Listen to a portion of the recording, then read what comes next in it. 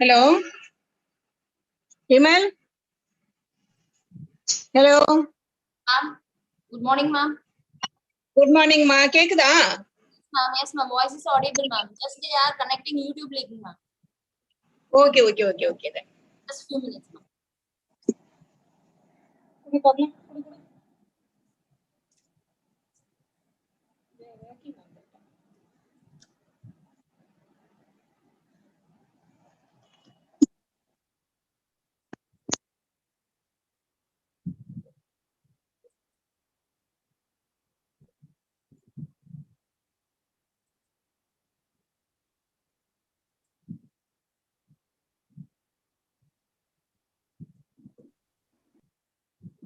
Ma'am, shall we start the session, ma'am?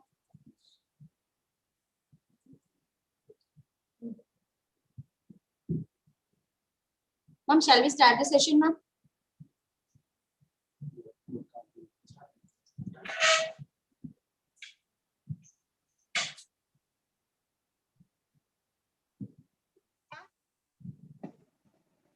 Angedani. Yes, ma'am. Shall we start the session, ma'am? Kekda? Yes, ma'am. Voice is audible, ma'am. Sorry, ma. Okay. Start, ma'am. Start panna, ma. Okay, ma'am. Off panna. Fan off panna. Fan off panna. A very good morning to one and all gathered here. I welcome all of you to this e-panel discussion. I am very happy to see you present at this e-panel discussion. Your beautiful thoughts build a beautiful soul. There is always something beautiful to be experienced wherever you are. I would like to welcome our beautiful panel members, Dr. Satish Raja, Senior Assistant, Department of PSM, JIPMA, Puducherry. And I would like to welcome Mrs. P. Hemavati, Assistant Professor, Department of Community Health Nursing, College of Nursing in PIMS. And I would like to welcome Mrs. Kodai Nayagi, MSc Nursing in Food and Nutrition Science, lecturer in VMCON, Puducherry. And I extend my warm welcome to Mr. Ram Prabhu, Associate Professor, Department of Community Health Nursing, KGNC, Puducherry. And I would like to welcome Mrs. S. Marilyn Rajkumari, Assistant Professor, PIMS College of Nursing in Puducherry.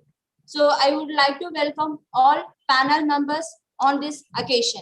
I extend my welcome. A true leader has the confidence to stand alone, the courage to make tough decisions, and the compassion to listen to the needs of others.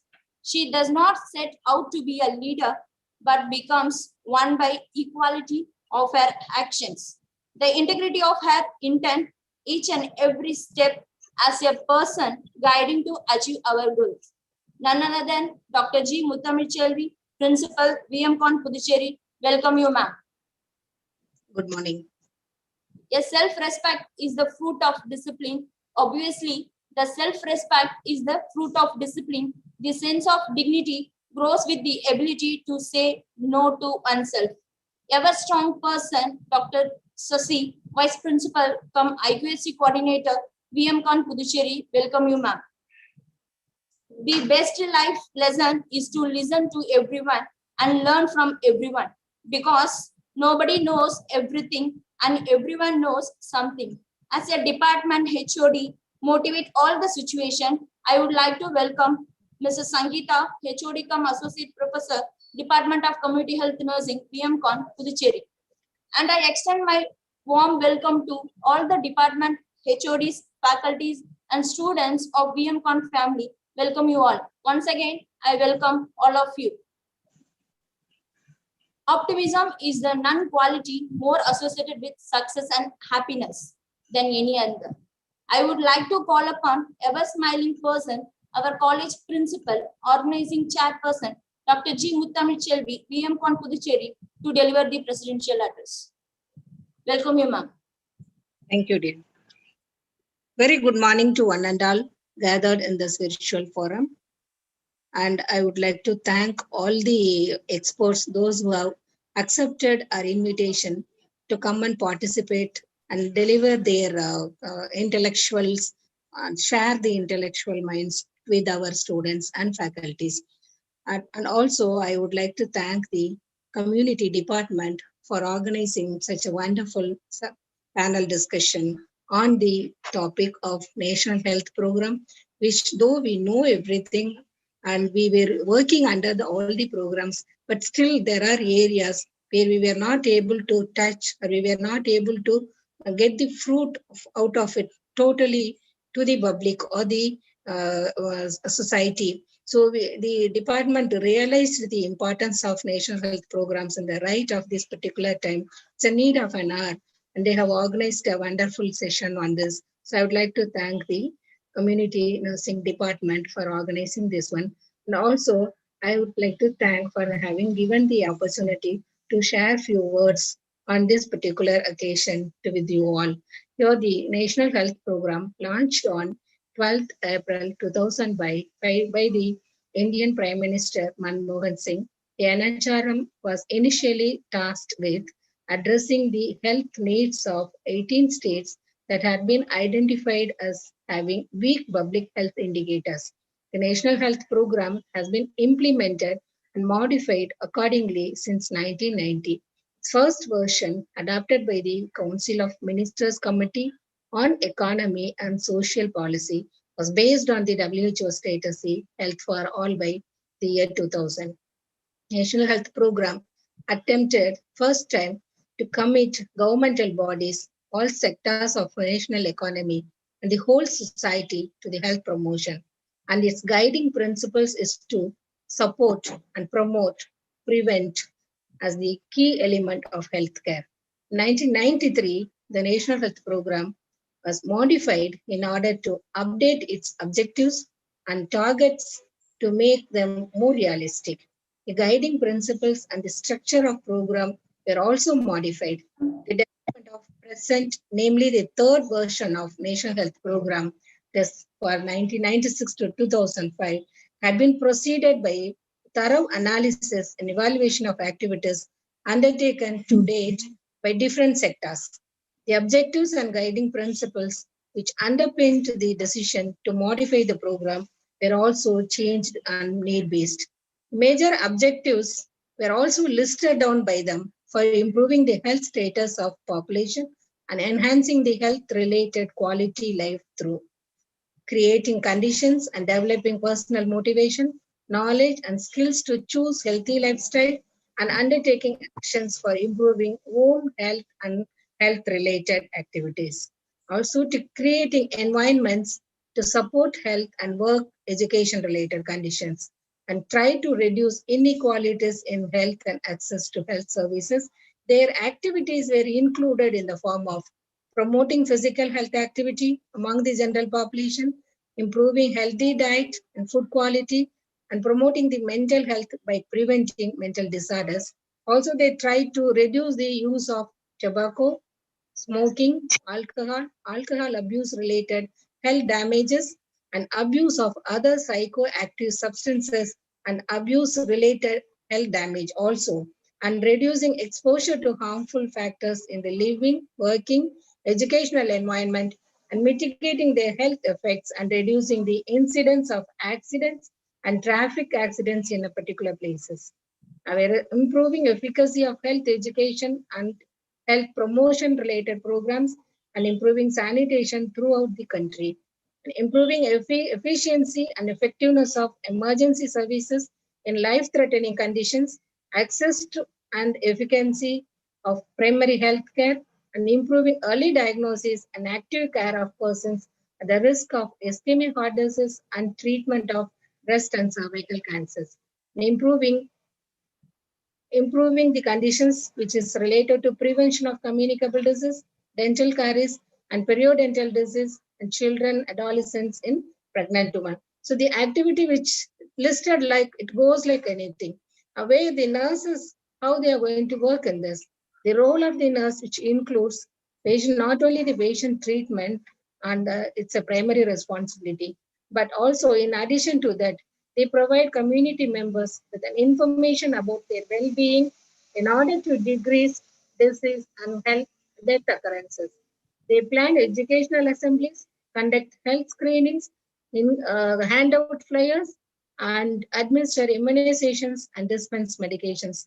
These aspects which extends their day-to-day activities along with the society for the promote, prevent, and rehabilitation activities. Whereas having discussion on this topic, I am sure that this messages which is going to be carried by the students and the faculties which will be useful for them in their day-to-day activities to the guiding principles of the public health.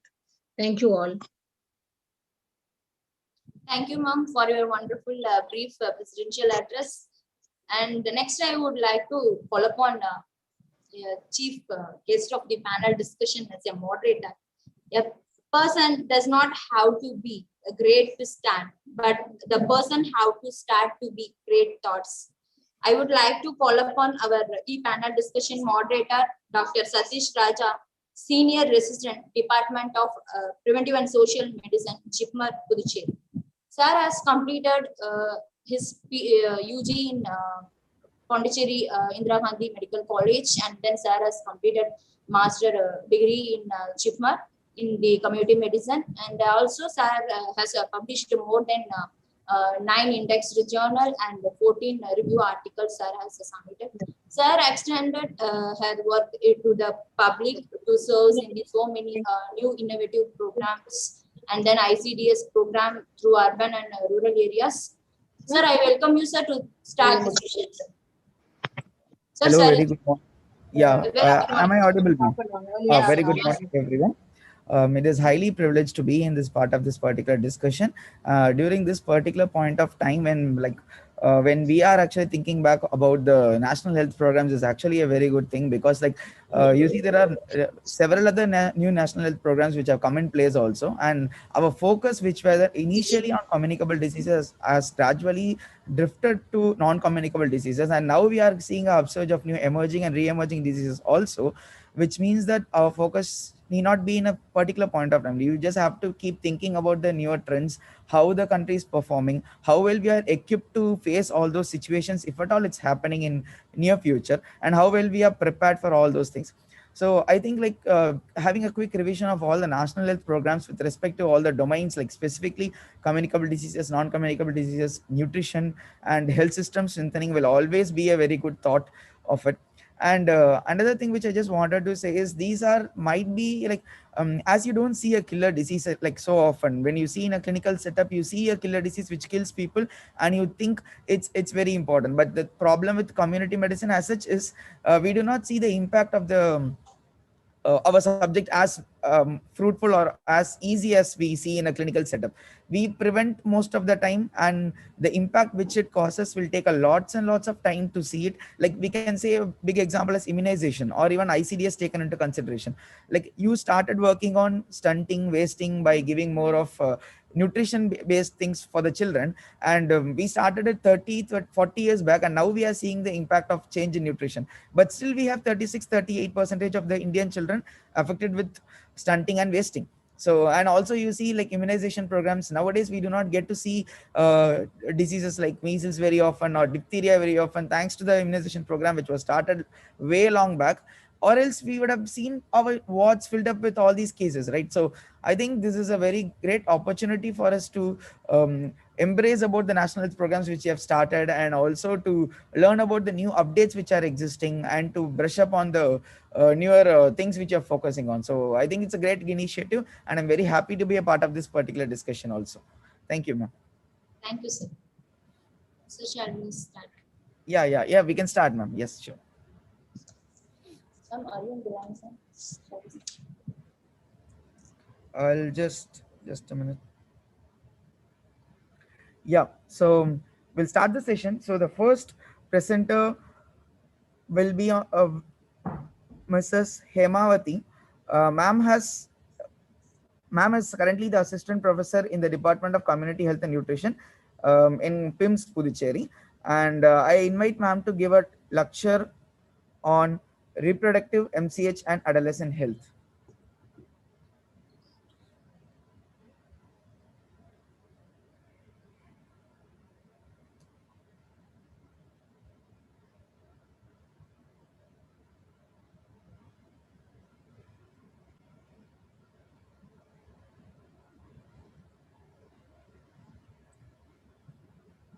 So just a minute, sir. Ma'am is having some network issues. Yeah, sure, ma'am. No issues, no issues.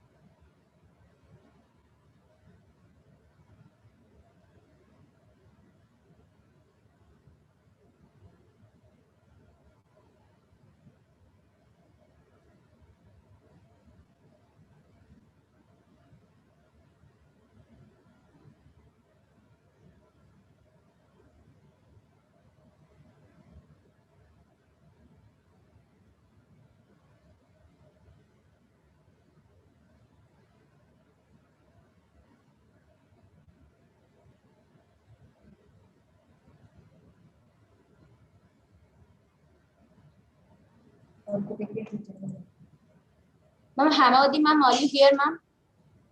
Are you connected, ma'am?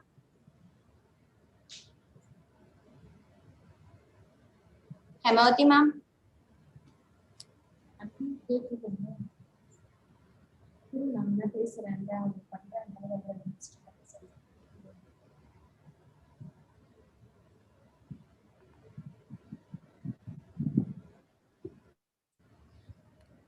Hema ma'am, we are admitted you. Are you here? Hema ma'am? கேக்குதுங்களா? Yes ma'am. Yes ma'am. Voice is audible ma'am. Sir introduced a warm welcome you ma'am. We also introduced with a warm welcome. Some network issues is so unable to join previously. So shall we start ma'am?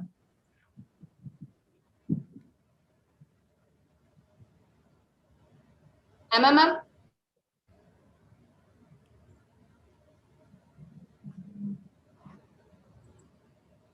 Hello, ma'am.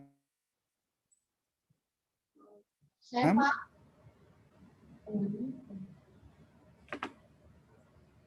Ma'am, or else we can move on next presentation ma'am. Hema ma'am? Ma'am, are you in Zoom? Ma'am, you are?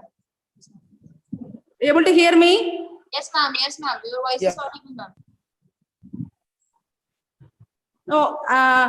Can Angarkani can share my slide? Okay ma'am. Sure ma'am. Yes. Okay, ma'am. Sure. Hello. Yes, Yes. ma'am. Please share my slide. Yes sir.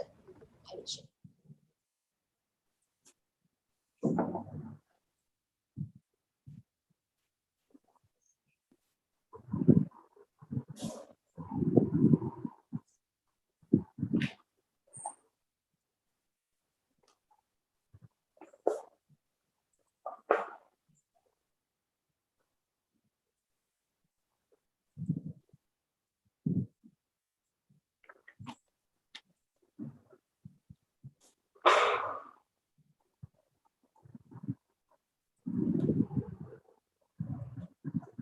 Slides is visible ma'am?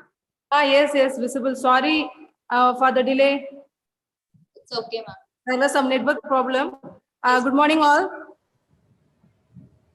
Good morning, ma'am. Good morning, ma'am. No Yes, issues. I am Hemavati, working as assistant professor. Here we are going to discuss. Slides are not visible. Okay. It is visible, ma'am. So It was visible before.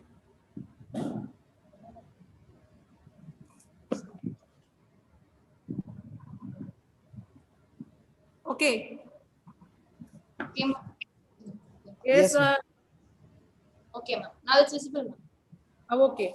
So another half an hour we are going to hear about some of the new national health programs which are related to mother, children and adolescents. The first and foremost we will see about Janani Sishu Suraksha Karyakram. Okay, Janani Sishu Suraksha Karyakram. The word says that Shishu means a small children. The welfare of the small children. The program being started. Here we have a presentation. So first we'll start with the introduction.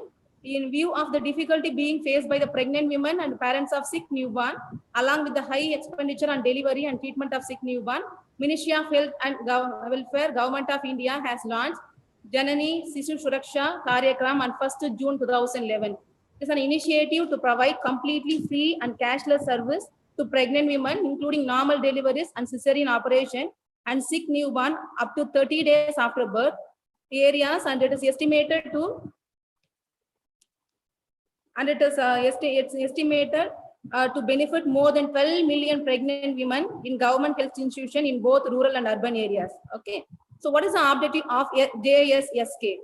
So eliminating out-of-pocket expenses for families of pregnant women and sick infants who seek care in government health facility. Okay, timely access to care of sick infants, including neonates, and thereby reducing maternal mortality rate and infant mortality rate. Okay, next we'll see who are all the target beneficiaries. Okay, so those who can get the benefit out of JSSK. The slide number 7. So pregnant women with complication during antenatal care period, cases of normal delivery and its complications. Am I audible? Yes.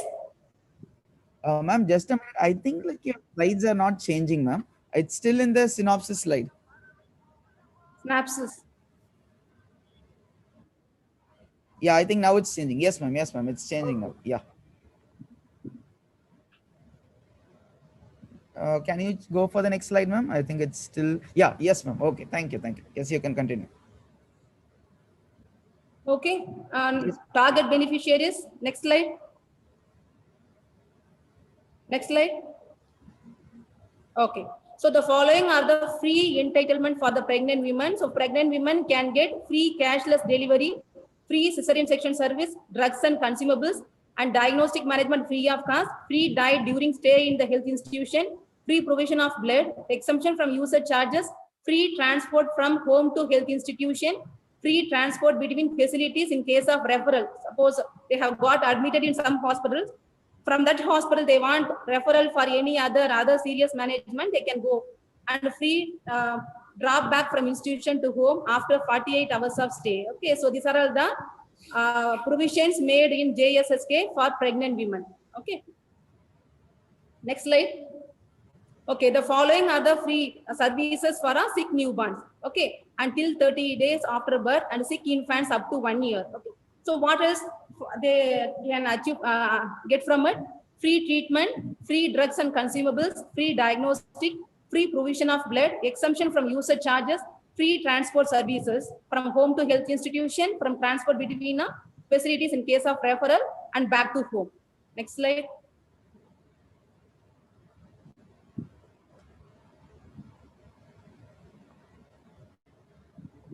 Next slide. Okay. So next we will see about Rashtriya Kishore Swasthya Karyakram. Okay. Here Rashtriya means national. Kishore it stands for adolescents. All these are Hindi words. So Kishore is an adolescent. So here we are focusing on adolescent health. As we all know that adolescent population, okay, they will not come forward for health services. They will just ignore their health problems. Okay, that is the main reason why adolescents are facing a highest health problem. Though we have facilities every Saturday in primary health center and other primary healthcare facilities, Saturdays are organized adolescent health clinics. But adolescents census, if you see, that will be very less. So this program is mean for adolescents to upgrade their health. Next slide. Next slide. Okay. So there are 253 million adolescents in the age group of 10 to 11 years. 10 to 19 years in India. This group comprises of individual in a transient phase of life requiring nutrition, education, counseling, and guidance to ensure their development into healthy adults.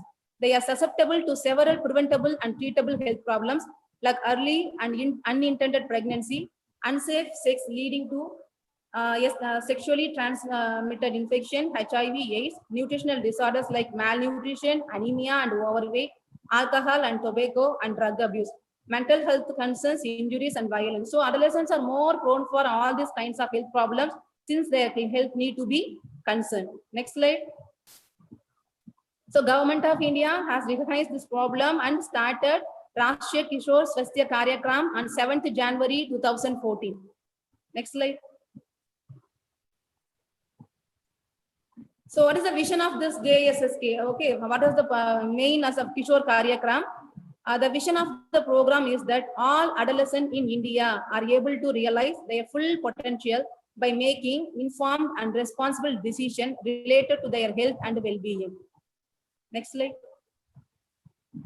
So who are the target group? In the previous slide, we have seen about JSK, who are the beneficiaries. Here we are seeing the target group whom we have to concentrate. Okay, the adolescents between the age group of 10 to 14 years and 15 to 19 years. Okay, both male and female, residing at urban and rural, in school and out of school, married or unmarried, and vulnerable or under-reserved. Okay, all these people are here we are targeting. Okay, both male and female, residing in urban or rural, whether they are going to school or out of school, whether married or unmarried, but they should be in the age group of 10 to 19 years. All will be considered. They can get this benefits. Next slide. So key principles of this program is adolescent participation and leadership, equity and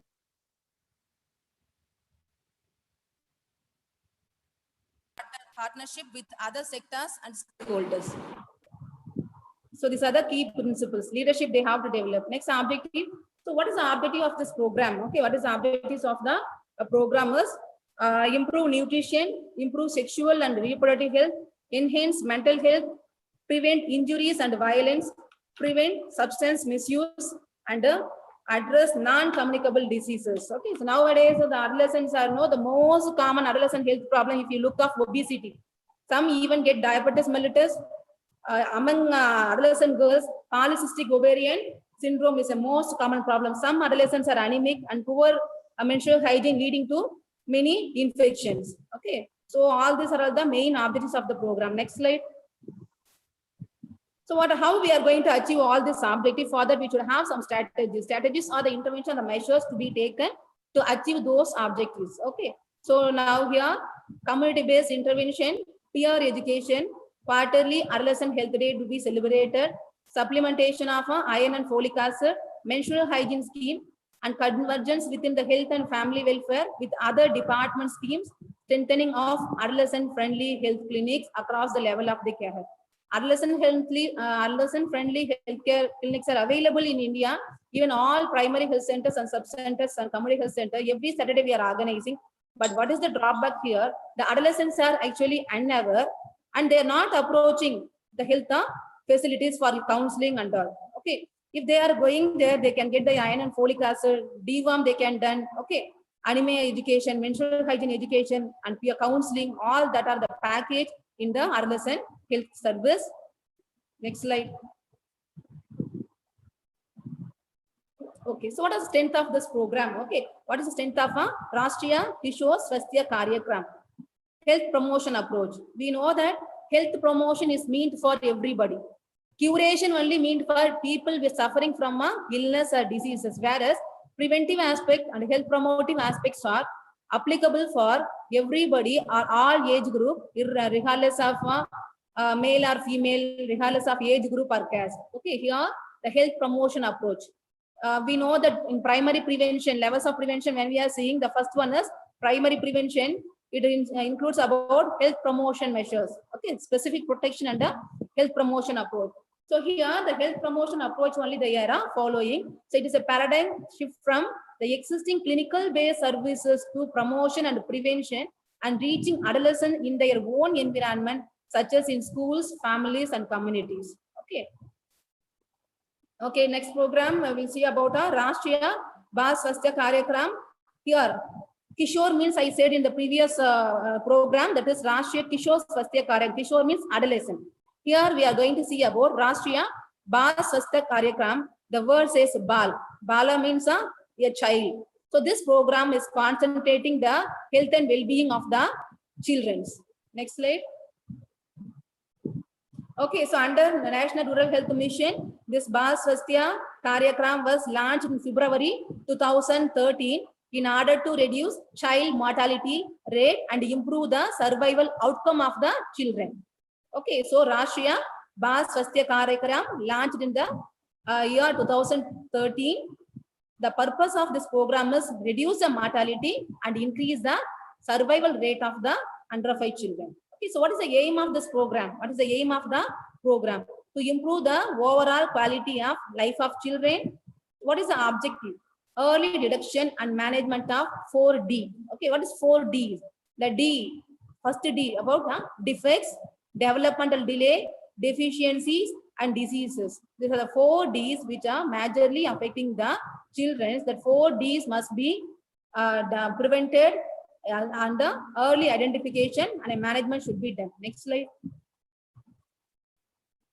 Okay, so what is the rationale? For every program we have rationale. So the same way, Rashtriya Bal Swasthya Karyakram, what is the rationale to start this program? We know that the 4 Ds should be detected early and that should be treated. The first D, defects at birth.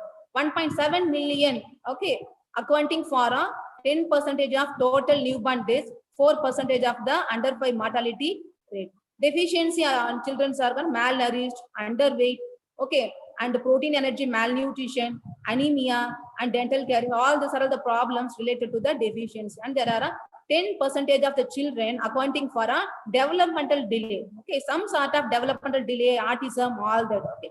So this program want to address all the 4 Ds among the children that should be treated early. Next slide.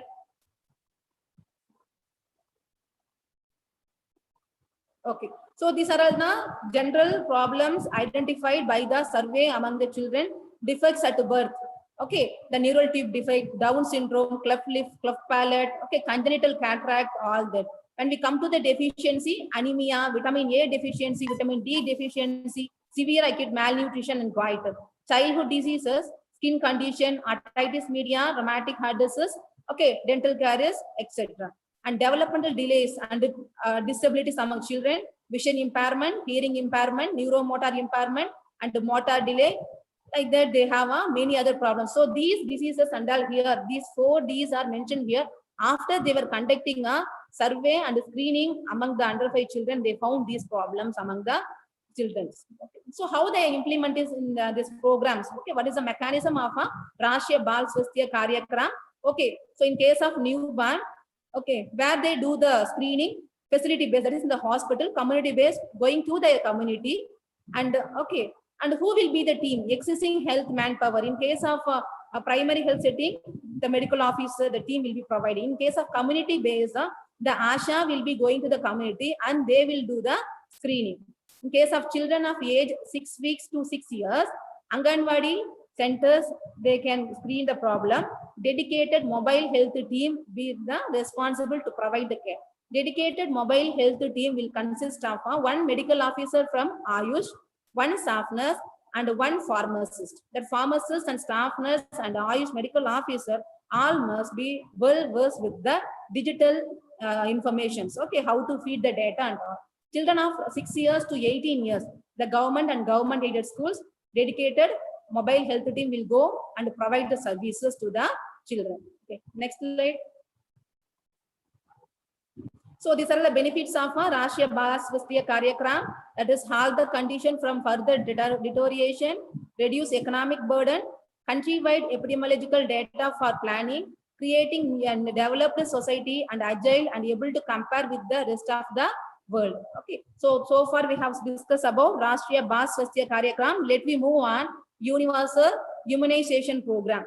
Okay, this is a common program, as we all know it. It was started in the name of EPA, Expanded Program on Immunization, in the year 1978, and the program was renamed when the services they started to extend to the rural area. Also, the program renamed as a Universal Immunization Program in the year 1985.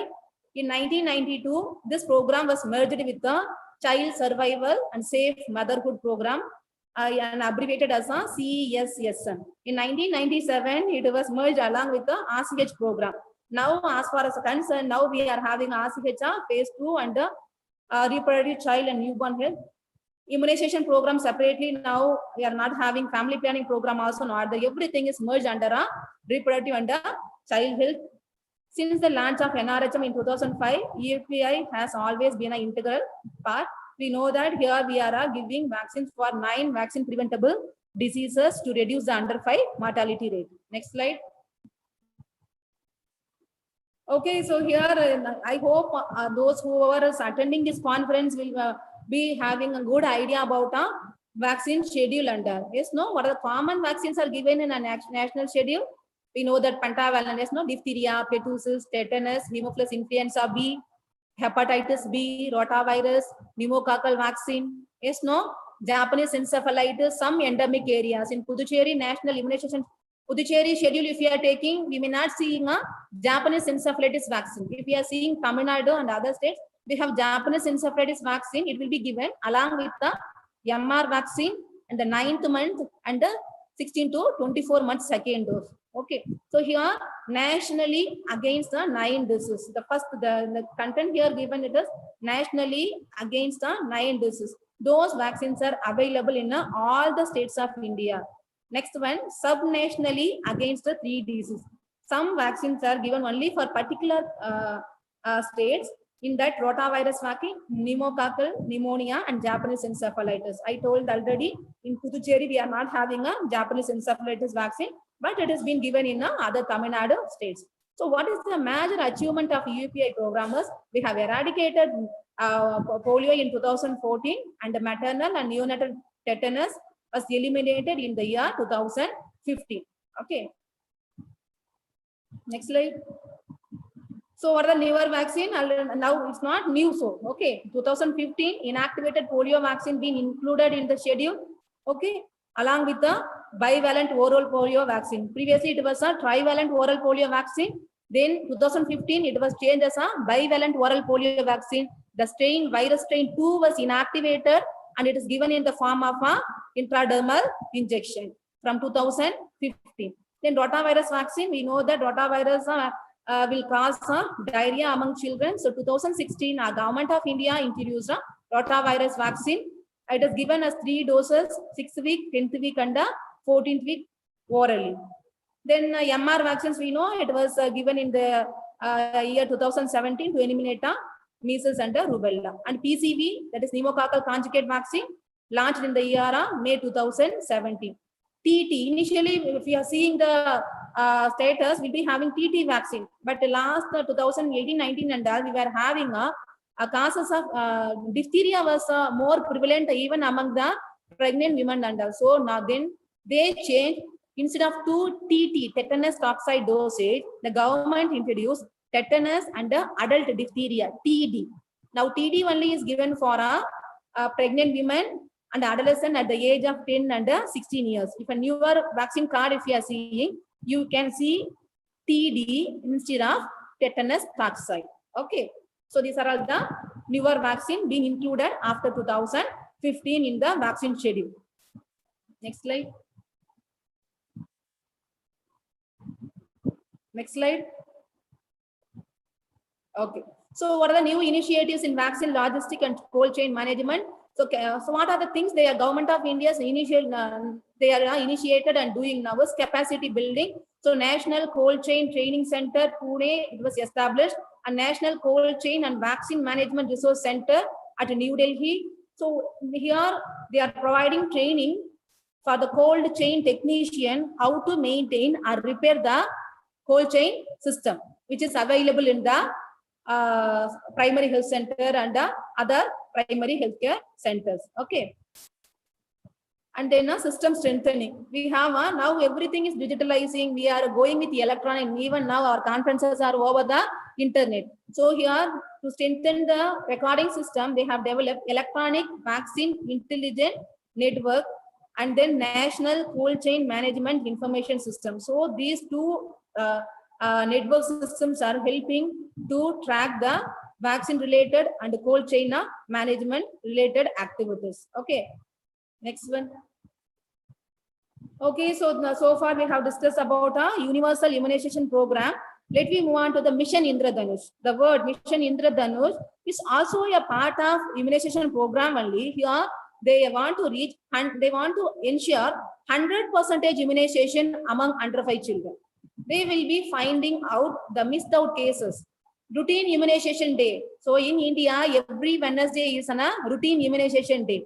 Okay. Some children, if they missed out the routine immunization day, left unimmunized, Mission Indradhanush want to find out those kind of children and they want to immunize further. So that is the main aim of a Mission Indradhanush. This is also for the purposes of immunization only. Okay, next slide. So Mission Indradhanush was launched in the year December 2014 and it is aims to increase immunization coverage to children to 90%. Okay, here total 6 phases of Mission Indradhanush have been completed, covering 554 districts across the country. So it was identified as one of the flagship scheme under Gram Swaraj Abhiyan and extended Gram Swaraj Abhiyan, covering villages to 48,929. Okay, across 117 aspirational districts. Next slide. Okay, so Mission Indradhanush, the little word change here is intensified. We know that intensified in Tamil, what will say? Intensified pulse polio immunization. Theevira. Intensified in enna solvinga? Theeviramana. Okay, here Mission Indradhanush was little more intensified. So that is what it is called as a intensified Mission Indradhanush, started in the year 2017, October 8. It aims to reach each and every child up to 2 years of age and all those pregnant women who have been left uncovered under the routine immunization program. Okay, the focus of the special drive was to improve immunization coverage in selected districts and cities to ensure full immunization to more than 90% by December 2018. All this already have got over. Now what we are having is intensified Mission Indradhanush. Okay, 2.0. So here the target is about 2020. That's what it has been given 2.0. Okay. So here intensified Mission Indradhanush 2.0. They want to identify and give all the services, okay, to ensure the unreached areas and cover all the children with available vaccines. Okay, they started in the year 2019. The program, their target is up to March 2020 only. Now we are in 2021 March. Okay, these programs were already have happened. So what is the program aim is? They want to cover 272 districts in 27 states and at a black level in Uttar Pradesh, Bihar. So these are the underdeveloped states in India where the vaccine coverage, women empowerment, women education are very poor. So these problems are more common. Other ministries also working along with this, like Ministry of Women and Child Development, Panchayat Raj, Urban Development, Ministry of Youth Affairs, also joining hand together with the Mission Indradhanush to cover vaccination services. Next slide. So these are the salient features of intensified Mission Indradhanush. 7 working days they have to conduct this program. That should leave routine immunization day, Sundays and holidays, enhancement immunization session, and you should focus on left out, drop out and resistant families and hard to reach areas. Focus on urban underserved population and tribal areas, interministerial and interdepartmental coordination, enhance political, administrative and financial commitment through advocacy. So these are the main features of IMI 2.0. Next slide. Janani Suraksha Yojana. Okay, Janani Suraksha Yojana is a common program. Yes, no? From a long back we are hearing whenever we are going for our primary health center posting and all, we can see the pregnancy card along with the JSV beneficiary, the column they'll be filling. All the ANMs will fill this column and all, no? So it was started in the year 2005. It is implemented in all the states. It's 100% centrally sponsored scheme. Okay. So here the service is connected with ASHA. Okay. ASHA is the one who is referring the case to hospital and making the people to get the Janani Suraksha Yojana benefit. Next slide. So important features are already we know this.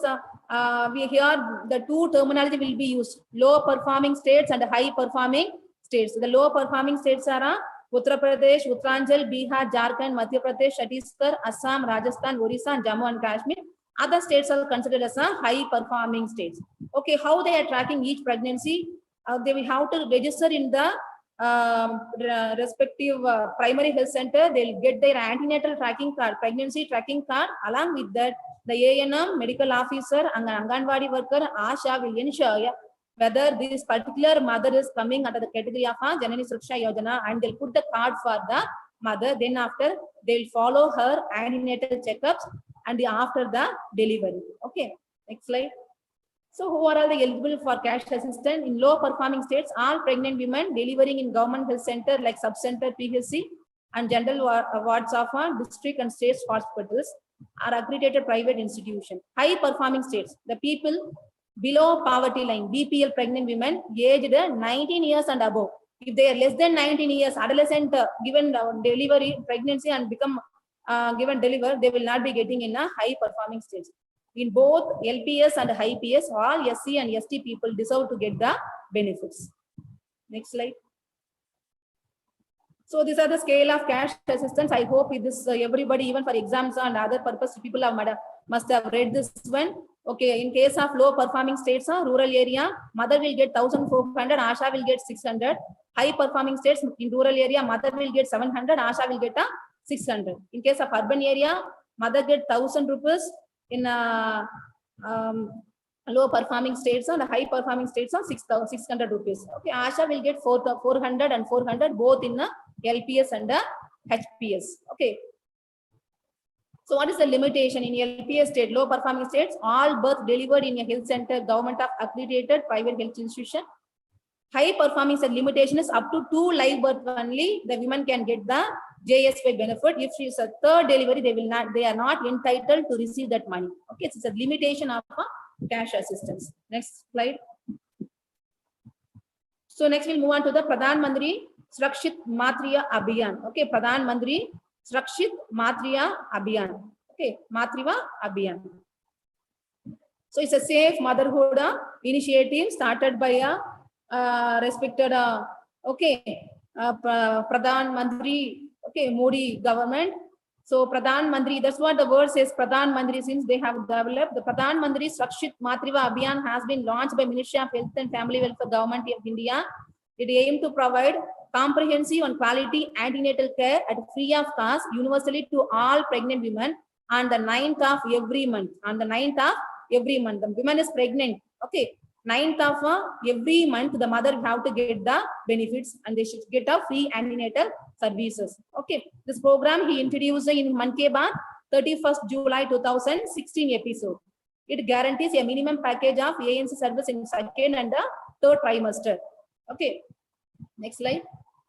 Okay, so this program is they are concentrating for a maternal mortality rate and infant mortality rate, reducing those death rates among the mother and children, and many of these deaths are preventable. So they want to concentrate in the compulsory, okay, ultrasound scan in a second and a third trimester. Next slide. So the goal of Pradhan Mantri Surakshit Matriya Abhiyan, it is concentrating about quality and coverage of ANC, including diagnosis and counseling services as part of the reproductive maternal neonatal child and adolescent health strategy. Now ASH program is renamed as a RMNCH plus A, that is reproductive maternal neonatal child and adolescent health strategy. Next slide.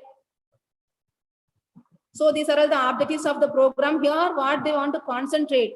We know that in government we are having scarcity of health manpower. Here if you see these points and all, they want to have a public-private partnership. Okay, the private radiologist, gynecologist, okay, all these people should be included in providing services to the pregnant women, even in the government hospital. Wherever we have vacancy or jobs are vacant, no. So there, the private people are encouraged to supply their hands. Even all medical colleges have adopted some villages under their service. They are providing care in sub-center and primary health centers. So here, the objective of the program, they want to ensure at least one antenatal. We know that already there should be 3 antenatal checkups are must. Okay, mostly in India, these facilities are available. Here they are focusing on diagnosis service, counseling service, supply of iron and folic acid to the mother, identification of high-risk pregnant mother as early, and referring them needfully. So all these are all the objectives of the program. Next slide. So these key features already we have discussed. 9th day of every month, the mother should go and have a checkup. Okay, it's a single window system. Single window system means all the services should be available to the mother in the same particular place. Okay, like ultrasound, counseling, referral facilities, essential medication, or identifying the high-risk cases. Okay, all that should be available. Next slide. So in high risk case, already I told that when we are screening the mother for a high risk, if the mother is having no risk, along with the card, green sticker will be placed. If the mother is high risk mother, the red sticker will be placed in the antenatal pregnancy tracking card. Okay. Next one. Next one is a Navjat Sishu Suraksha Karyakram. Okay. Here, this is talking about the newborn baby. As the newborn baby after delivered, if the child is having some difficulty in breathing or aspiration, or many problems are there, the child should be given resuscitation and oxygen. So Navjat Sishu Suraksha Yojana, they have prepared a module, and in that module, the training is completely given how they have to do the baby or resuscitate the baby and bring back the life of the baby. Okay, next slide. So this program was launched in September 2009. This program, already I told that it's a program aimed to train health personnel in basic newborn care and resuscitation. Okay, that is prevention of hypothermia, infection, early initiation of breastfeeding, and newborn resuscitation. Okay, that is the main point here. They want to prevent all the newborn related complication and give resuscitation, start the breastfeeding as early. Next slide. So this objective to have a trained health personnel in basic newborn care and resuscitation at every delivery point. The training is for 2 days and this is expected to reduce neonatal mortality significantly in the country. They'll be receiving 2 days of training on a newborn resuscitation. Okay, so these trained people will be available all the delivery point. Okay, next slide. National Family Planning Program. So last one to discuss, National Family Planning Program. It is the oldest one. 1952 actually they started.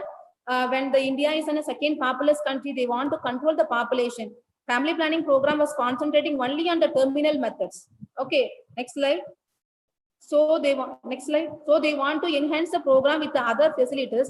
For that reason, the family welfare program was started. Now we don't have a separately family planning program, universal immunization program, child survival, safe mother. All that was brought under one umbrella in the year 1997 in the name of reproductive and child health. Okay, program phase 1. Next one. Phase 2, RCH phase 2, 2005, RCH phase 2 was started, okay, with the aim of reduction in IMR rate, reduction in maternal mortality rate, reduction in total fertility rate, as it is stated in the National Health Policy, revised National Health Policy 2017. Okay, next slide. Okay, so now RCH, they were talking about reproductive and child health. The program now little more comprehensive, and they have included other components like reproductive, maternal, newborn, child, and adolescent health. RMNCH plus A. Okay, now separately there is no program. This program provides a complete package of family planning service, immunization service, child and adolescent health services. It was started in the year 2013. Next slide. Okay, so far we have discussed about around 9 national health programs which are related to the mother, child, and adolescent health. I hope you may be knowing all this program trying to make what? All these programs are trying to make, trying to reduce infant mortality rate, reduce maternal mortality rate, reduce death of the baby less than 1 month, and prevent all kinds of non-communicable diseases. Okay, and promote the health status of the adolescents. Okay, so the programs, each program separately, individually concentrating on the particular area of interest. Okay, so that's all about national health programs related to MCH aspects, including adolescents. Any queries? Okay, here I am ending. Thank you for your patient listening. Thank you all the organizer and the principal ma'am for this opportunity. Once again, I thank you all. Thank you, ma'am. Thank you, ma'am. That was a very nice presentation. Actually, you have summarized all the main important programs that were there into short, crisp slides.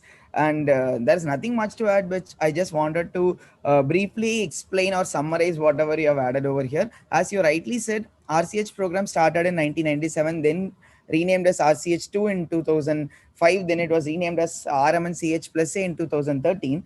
And if you see, like, RMNCH plus A mainly focuses on the continuum of care, like all the phases of a woman, like be it from the child when it's born, afterwards in its growing, and during the reproductive phase, during the pregnant women, and also post pregnancy. So these are the main important periods of women which we are focusing on in RCH program as such. And if you see, all the programs which I have discussed can be put up into that RMNCH plus A, the phases in which we are discussing. So as it goes, like as you started with JSSK, we all know that the IMR and MMR of India is very high. Like it's around 113 MMR and 33 is the IMR of current status of India. And we are focusing it to reduce it to less than 100 and less than 25, for which we'll need guidance from all the programs as such. So that's why we are focusing on the child component through the JSSK and the NSSSK. And we are focusing on the adolescent component. Like as you see, before, earlier we didn't have adolescent component at all, because then, as you said, we have focused on adolescent because they represent around 20% of the Indian population, which means that they have specific criteria and specific issues also. So as you rightly pointed out, that non-communicable diseases are very high right now in adolescence. And also you see, most of the time we do not focus on mental health, we do not focus on sexual reproductive health or even addictions among adolescents, which needs to be focused. That's why we brought up with a specific program known as RKSK, which mainly focused on coverage, content, the communication of the main important things which you wanted to say, the health education. They had special clinics to be run, and we had specific counselors to be employed for giving the same, communicate properly, and to have a convergence of all other national health programs for the adolescents through a single window. And we had RBSK, as you said, which mainly focused on the 4Ds which are there, and which mainly focused on the child component of the RMNCH plus A. And we have designated mobile teams which work on detecting these things, because we wanted to reduce the child issues which we mainly focus. Then we had immunization program which was started way back in 1978, as you said, and now we have renamed it as Mission Indradhanush, through which we are focusing on. And right now, newer update which I would like to give here is, we still have Mission Indradhanush 3.0, which was launched last month, which focuses on around 250 districts. In February 11th 2021, they have started on Mission Indradhanush 3.0. Now, earlier we started with Indradhanush, which means 7 vaccine preventable diseases. Now we have expanded it up to 12 vaccine preventable diseases as such. Right now we are focusing on, and the coverage remains the same, as you rightly said, ma'am. It's around 90% should be the focus of coverage. And then we have JSY program, which mainly focused on reduction of MMR through proper institutional deliveries. And we had PMSMA program, which mainly focus on ANC services, because we know most of the pregnancy related complications can be prevented if we are focusing and giving focused ANC care during the ANC period, which is the main important objective of the PMSMA program. And then we had National Family Planning Program, which is now, like, we do not have a specific program as such right now, as you rightly said, ma'am.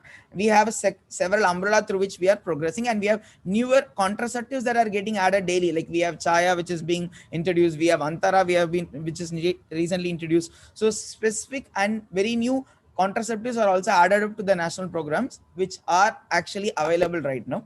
And as such, you have covered everything, so I just wanted to add up certain things and to summarize the points, take home points. Thank you, ma'am, for your nice presentation. So I think we can call upon the next presenter. Is there any other issues which needs to be clarified? Okay, then I'll switch on to the next presenter. We'll have, yes, hello. Okay. So the next topic will be a panel discussion on National Nutritional Program, which will be presented by Mrs. Godanayagi. She is lecturer in VMCON, Puducherry. Hello, ma'am. If you're available, you can take up the topic. Sir, I'm available here, and good morning to one and all gathered here. Yes, ma'am, you can proceed.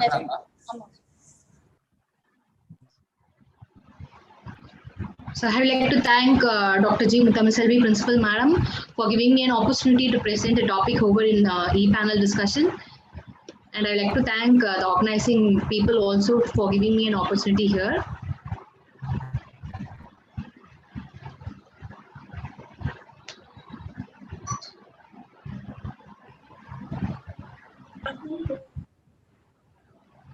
Shall I share my screen? Yes, ma'am, you can share. Yes, ma'am.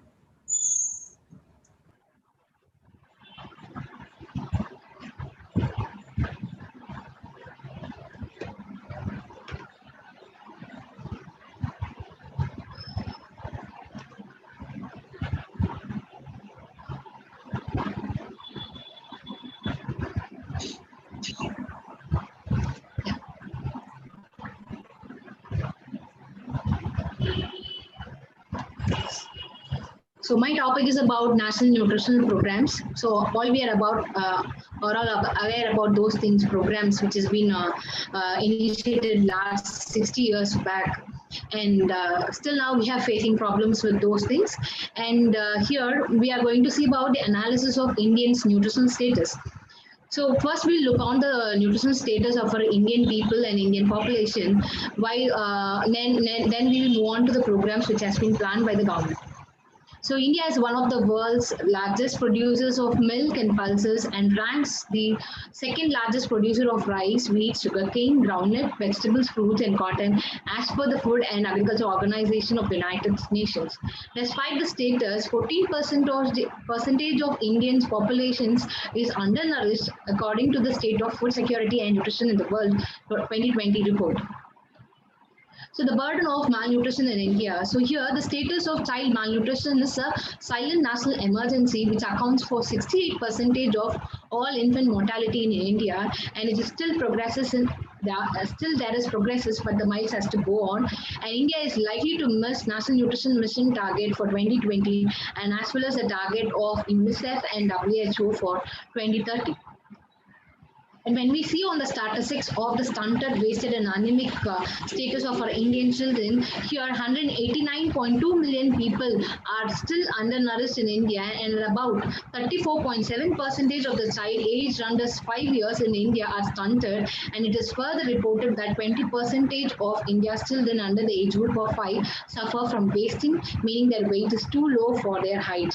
So when we are comparing the data from 2020 and 2015, here the data regarding the stunted, it has been reduced from 48% to 38.4%, whereas the wasted percentage was increased from 6.4% to 7.5 in the span of 5 years, whereas the anemic has been reduced from 69.4% to 58.6%, according to the data of NFHS and FAO.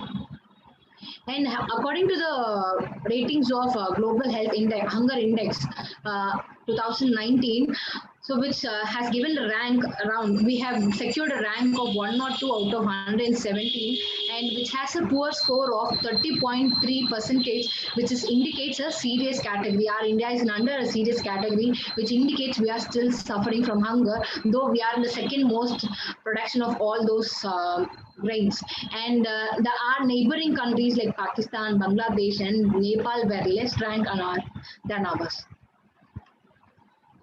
And coming on to the government initiatives, though we have facing number of problems related to hungerness, malnutrition and other things, government also has focused and initiated a programs which is a large scale supplementary feeding programs to overcome specific deficiency diseases, to combat malnutrition, especially for the age groups and children, lactating mothers, pregnant women and women in reproductive age groups.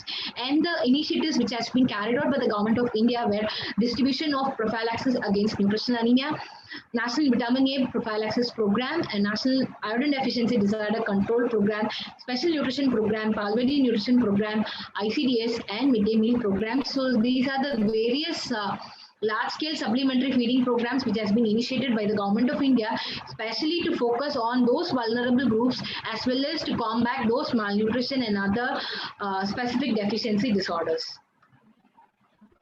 So first we'll be moving on to the Integrated Child Development Services, ICDS. Here the scheme was launched in the year of 1975 on 2nd October, and which focuses on providing supplementary nutrition, immunization and preschool education to the children.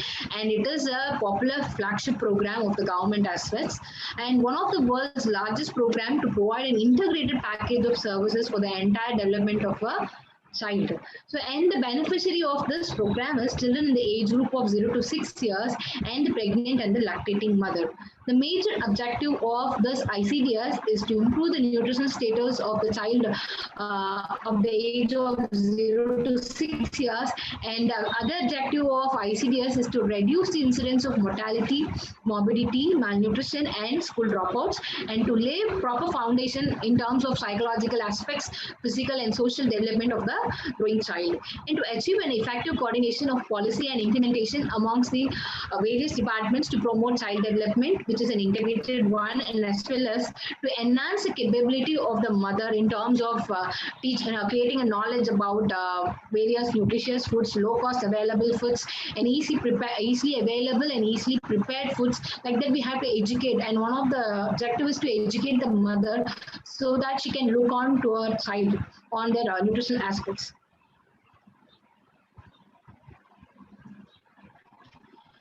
So what are the services? And it's an integrated services. So the services are supplementary nutrition, immunization, health checkup, referral services, and preschool children, preschool education, and health and family education. So in terms of supplementary nutrition, whenever the child comes, it receives a complimentary supplement foods. So which has been targeted for the children of age group below 6 years and pregnant and lactating mothers. And the service are provided by the Anganwadi worker, Anganwadi helper, under the Ministry of Women and Child Development.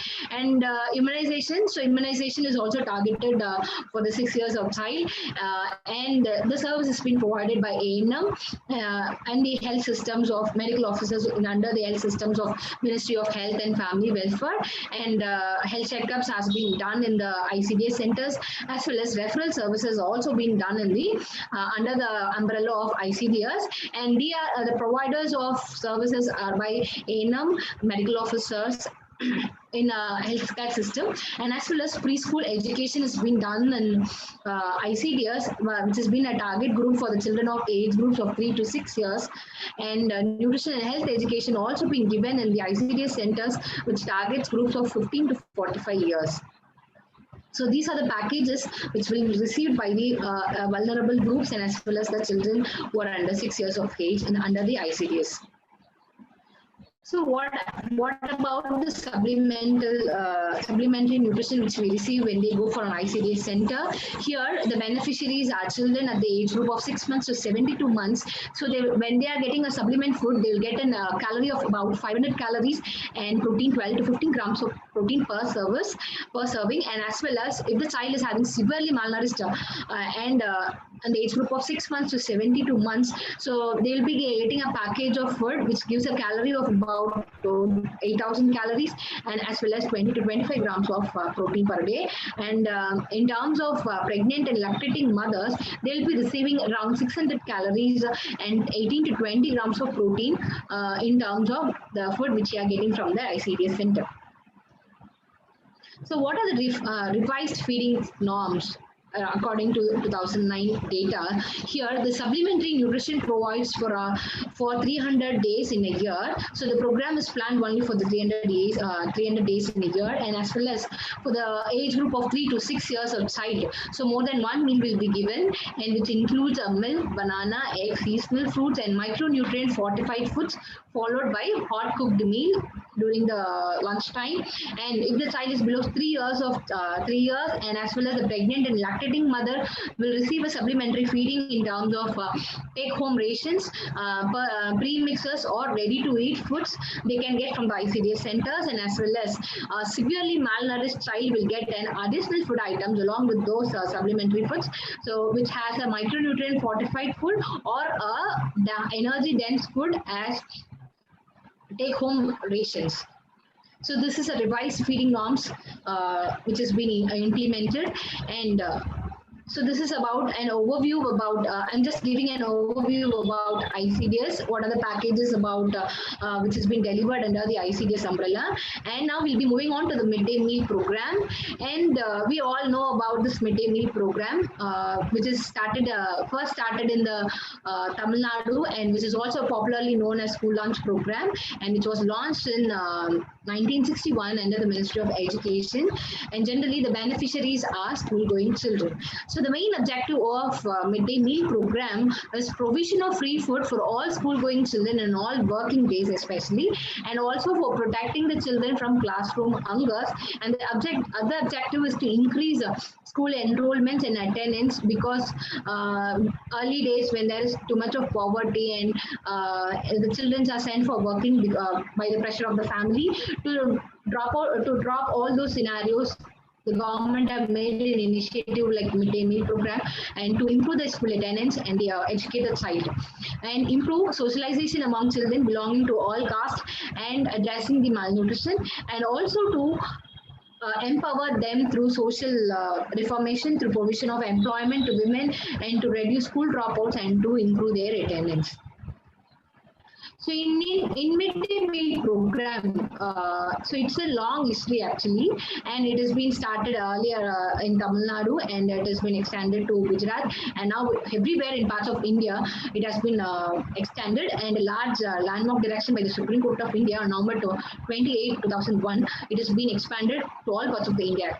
And as per the current norms, the children are provided with 30 grams of pulses and 75 grams of cereals and millets and 8 grams of oils and fat and 30 grams of leafy vegetables and 30 grams of non-leafy vegetables. When they are getting a midday meal program, they will get those grams of pulses, cereals, and fats and oils and leafy vegetables. And the principles of midday meal program here is the meal should be supplemented. It should be a supplement, not a substitute to the home diet, and it will supply at least 1/3 of energy and half portion of total protein requirement per day. And the cost of meal is very reasonably low, and it can be prepared easily and with locally available foods, and as well as the menu should be frequently changed to avoid monotony by the children. So this is about the midday meal program. So we have seen it has been started in the year it has been started by the government of India, and it has been extended through all states of India, and it has been started in the year 1961, and it has a major objective to reduce the school dropouts and to attendance and to prevent malnutrition, and it has certain principles also. It for the child will receive around 30 grams of pulses and 75 grams of cereals when they are taking a midday meal program. Under midday meal program. And now we'll be moving on to the National Vitamin A Prophylaxis Program, a well-known program. So we know the impact of vitamin A deficiency. So it may lead to total blindness when we don't take care of those deficiency symptoms. And this program was launched to combat this vitamin A related blindness, and it was launched in the year of 1970, and it is initially started in 7 states with severe problems and later extended throughout the country. And the main beneficiaries of vitamin A prophylaxis program were the children in the age group of 6 months to 6 years.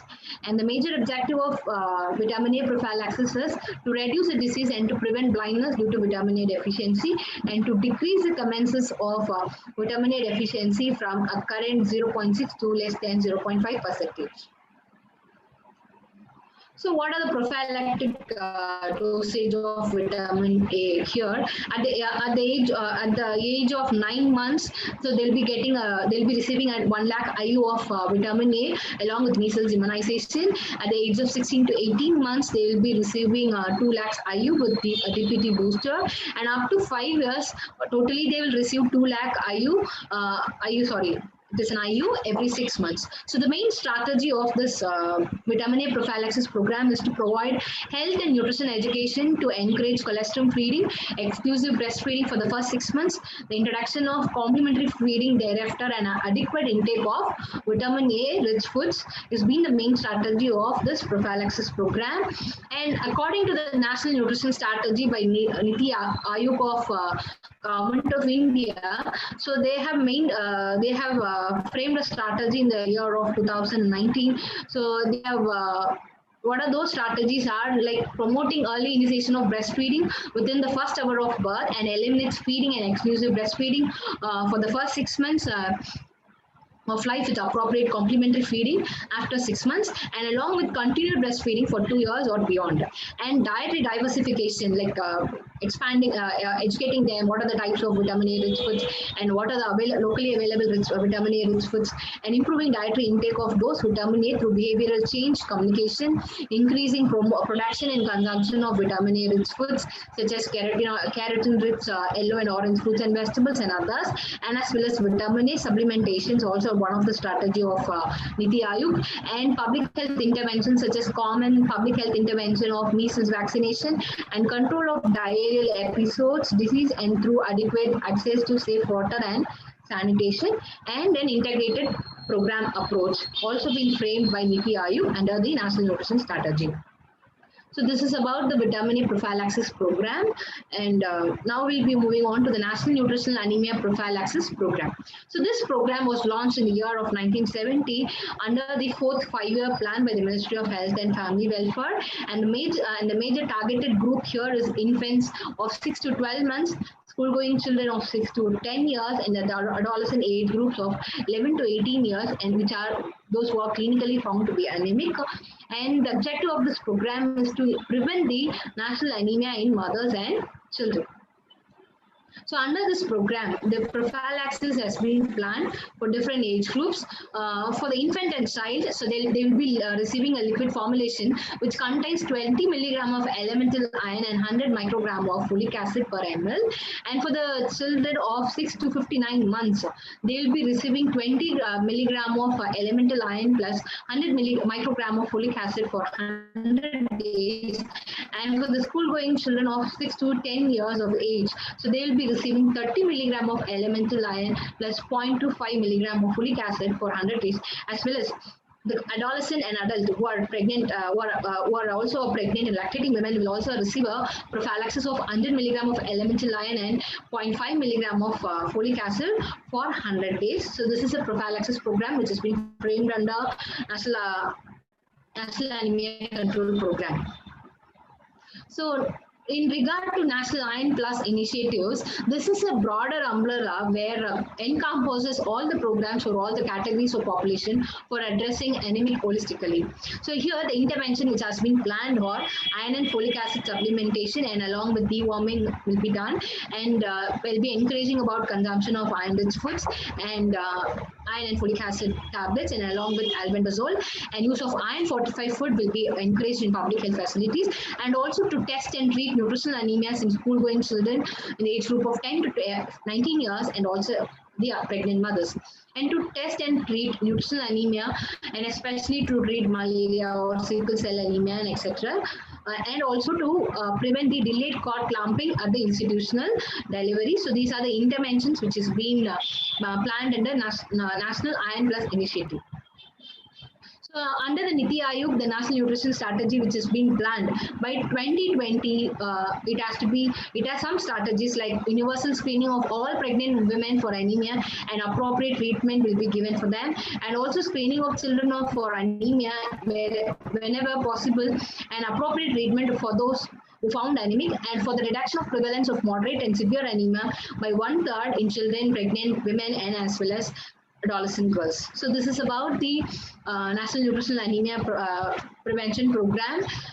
And now we'll be moving on to the National Iron Deficiency Disorder Control Program. So this program has also been launched in the year of 1962 by the Ministry of Health and Family Welfare and changed into IDDCP at 1992. And this iodine, so iodine is an essential micronutrient. Here it is an essential for the normal growth and development, and at least 100 to 150 microgram is essential per day.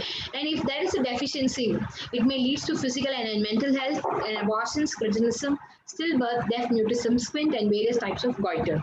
And the main aim of National Iron Deficiency Disorder Control Program is to minimize the commonness of IDD by less than 5%, and to ensure 100% of consumption of adequately iodized salt, that is 15 parts per million ppm at the domestic level.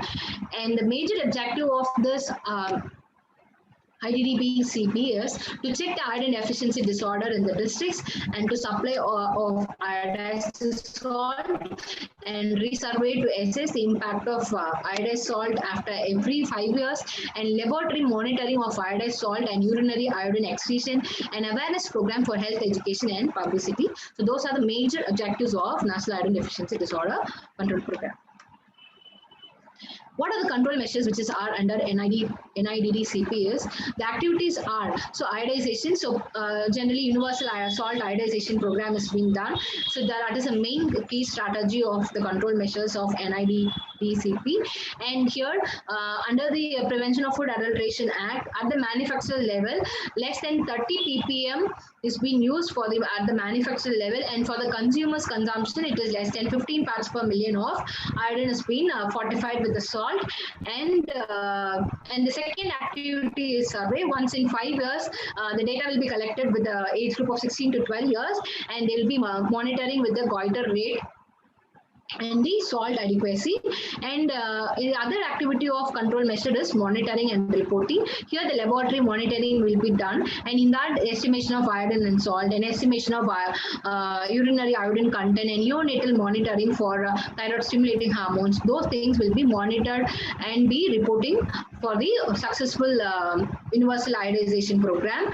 And IEC also, ICT also plays a major role in the activities. Like in October 21st has been observed as a World IDD Day. Here, the awareness about the goiter and iodine importance has been broadcasted through pamphlets and through songs and dramas. So those are the activities which is being carried out in the NIDD CP.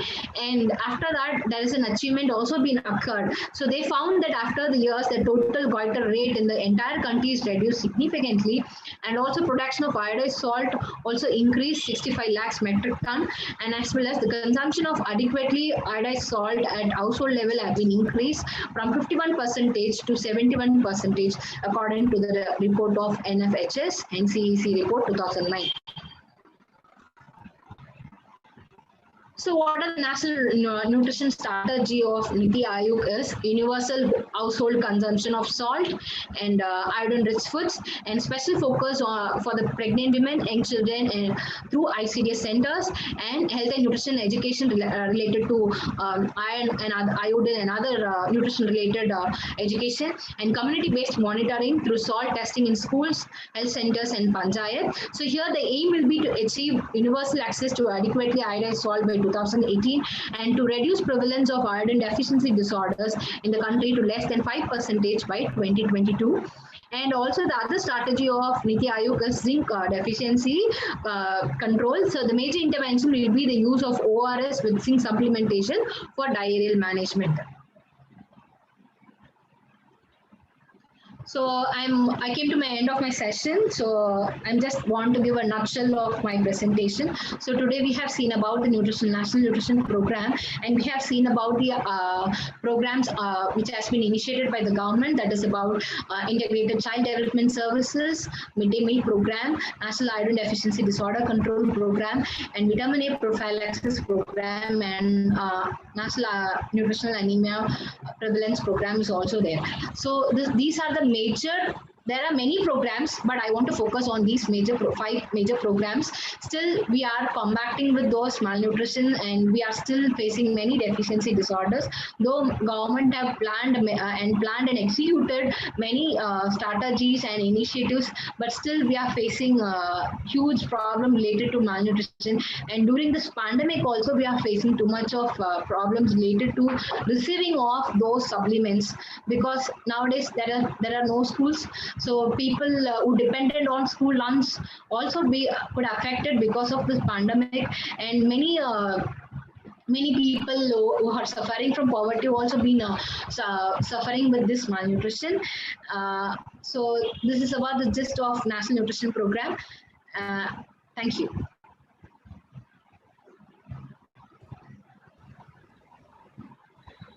So thank you, ma'am. Thank you. It was a very nice presentation, actually. You had summarized everything together in a crisp format. To to put out, like as you have summarized before itself, I just wanted to add a few points regarding the things which you have covered. So, as such, as you said, National Nutritional Mission, which has started right now, and we are now focusing on the nutritional issues which you are facing. As you rightly said, the stunting proportion is 38%, which is actually highly alarming. Like, which means one in every third child which we see is going to have any issues or the other. So, which needs to be actually tackled down and seen together as a year. So that's why our government has actually declared that the month of September will be celebrated as the Rashtriya Poshan Ma, in which the month will be focusing on the nutritional issues which we have, and the main issue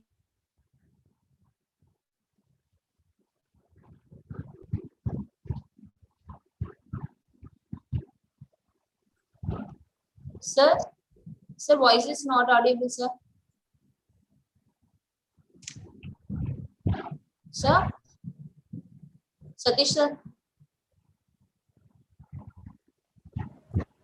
hello, sorry, Sir, sorry. sir, voice is not. There was a unstable internet connection, so Okay. I'll just continue with whatever I've said. Am Yes. I audible, ma'am? Now, sir, now audible. Yes. Okay. Thank you. Yeah. So,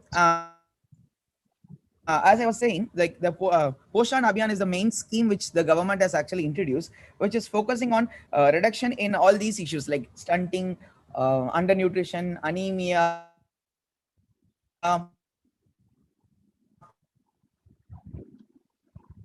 low birth weight. So these are the four achieve a undernutrition free India by 2022, as ma'am has actually said right now.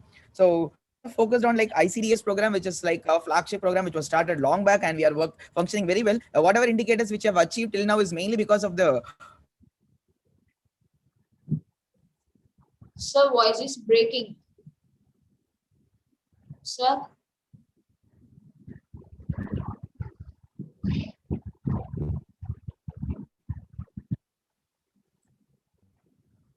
Sir, voice is not audible, sir.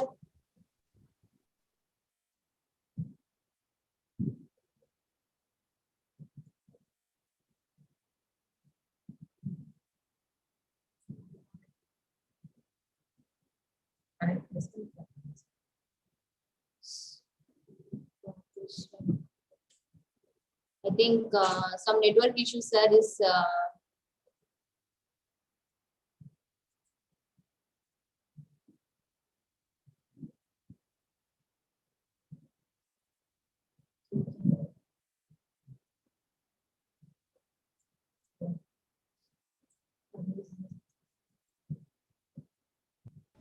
hello. yes, sir. Sir, I think some network issues is Okay. yes, Yeah, sir. You can start. sorry for the disturbance. No problem. In spite of sitting in a place where there is proper net, I'm not able to give it properly. So I just wanted to say something. One thing which I really wanted to appreciate is, as ma'am has clearly mentioned, though we are giving a lot of services through these ICDS programs, National Iodine Deficiency Control Program, National Anemia Prophylaxis Program, and right now, instead of Anemia Prophylaxis Program, we do have an Anemia Mukt Bharat program, which focuses on 6 strategies, 6 new interventions, and 6 new beneficiaries for it. So Anemia Mukt Bharat is a new program which has been launched by the government of India to tackle, which will encompass all the things which are focused till now.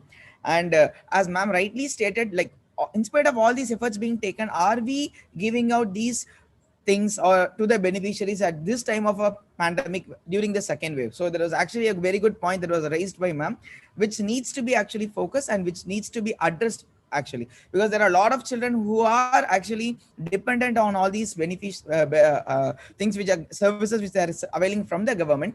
So some systems has to be put in place to make sure that these beneficiaries are getting these services mainly.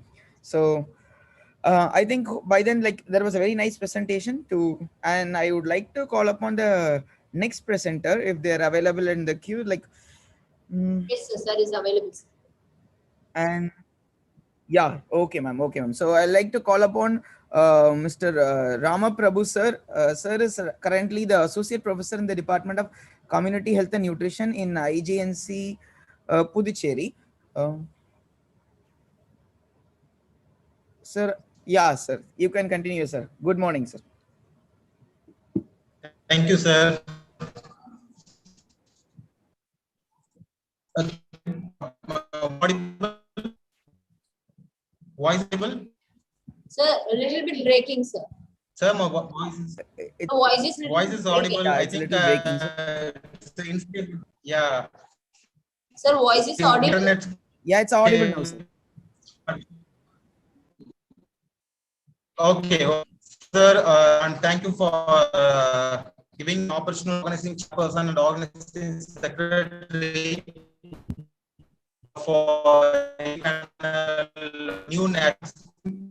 To the topic, let me from the moderator wearing the proceed.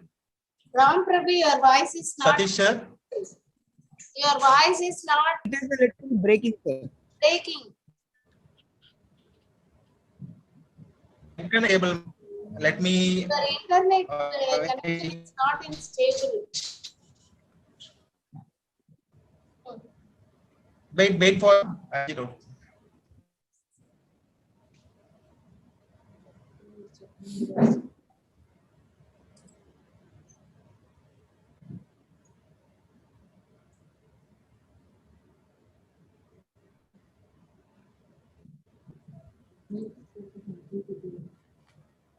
Voice is audible?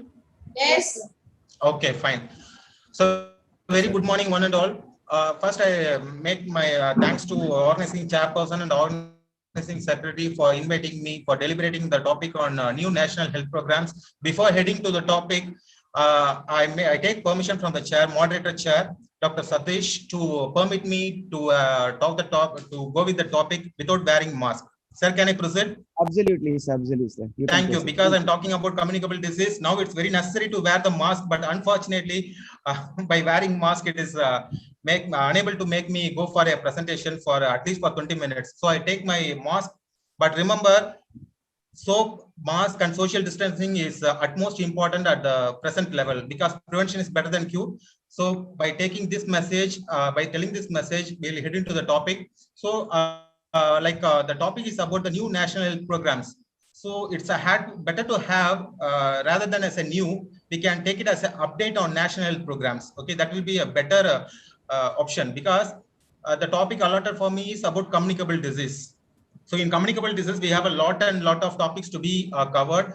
So 20 minutes, it's not at all, it's not adequate because we need to talk more. So hence, I made myself to refine to the topic and what are the necessary important updates taken place at the national health programs.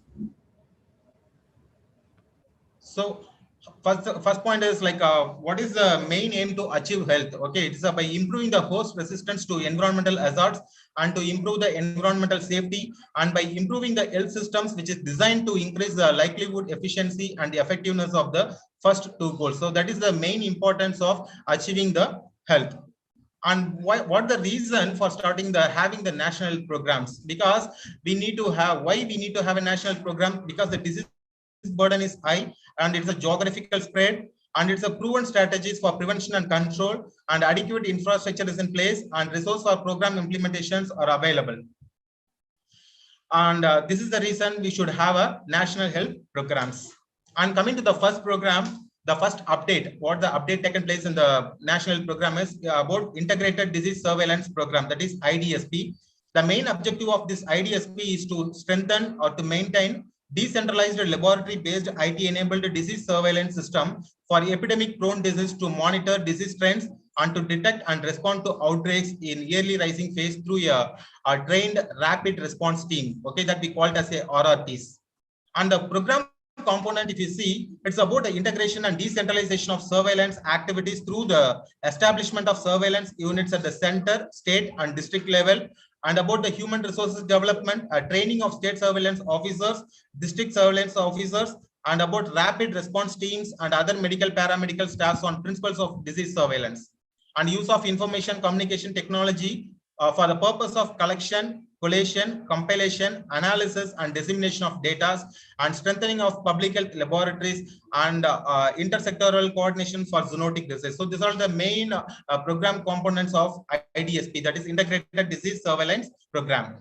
And if you see about the data management, under IDSP, the data is collected on epidemic-prone disease on weekly basis, that is from Monday to Sunday. So the information is collected on 3 specified reporting formats, namely SPL, that is suspected cases, presumptive cases, and about laboratory confirmed cases. And it's filled by health. Usually this SPL format is filled by health workers, clinicians, and about the laboratory staffs. Okay, these are who are the persons will be collecting this 3 types of forms. So the weekly data gives information on the disease trends and seasonality of disease. So whenever there is a rising trend of illness in any area, it is investigated by the rapid response team to diagnose and control the outbreak. And coming to the outbreak surveillance and responses, this IDSP receives a disease outbreak reports from the states and union territories on a weekly basis. That's what we told, that is from Monday to Sunday is the period. Okay, so through this period, they will receive the reports from the states and the concerned union territories. And even if there is a nil, weekly reporting is mandated, and compilation of disease outbreaks and alerts is done on weekly basis. So majority of outbreaks reported in the year of 2018 were of measles of 28%, chickenpox of 23%, and food poisoning of 14%, and acute diarrheal disease of 12%, and chikungunya of 5%, and influenza is about 3%, and scrub typhus of 3%, and dengue of 2%. So these are all the various diseases reported in the year of 2008. And coming to the media scanning and verification cell, so media scanning is an important component of surveillance to detect the early warning signals, and it's a scanning and verification cell daily receives an average of 2 to 3 media alerts of unusual health events which are detected and verified. A total of 4,815 health alerts have been detected till 28 February 2018 since its establishment in July 2008. So majority of them were acute diarrheal disease, measles, and dengue. And a total of 35 media alerts were scanned for an unusual from 1st February 2018 to till 28 February 2018. So the process of establishing media scanning and verification cells in all 29 states and 7 union territories is being undertaken right now. And coming to the information and communication technology, that is ICT network, it plays an integral and most powerful role in implementing IDSP across the country. One of the important components of the program is data management, analysis, and rapid communication in case of outbreaks. Coming to the data centers, and it is about the NIC, that is National Informatics Center, which has installed a data center equipment at 776 out of 800 sites.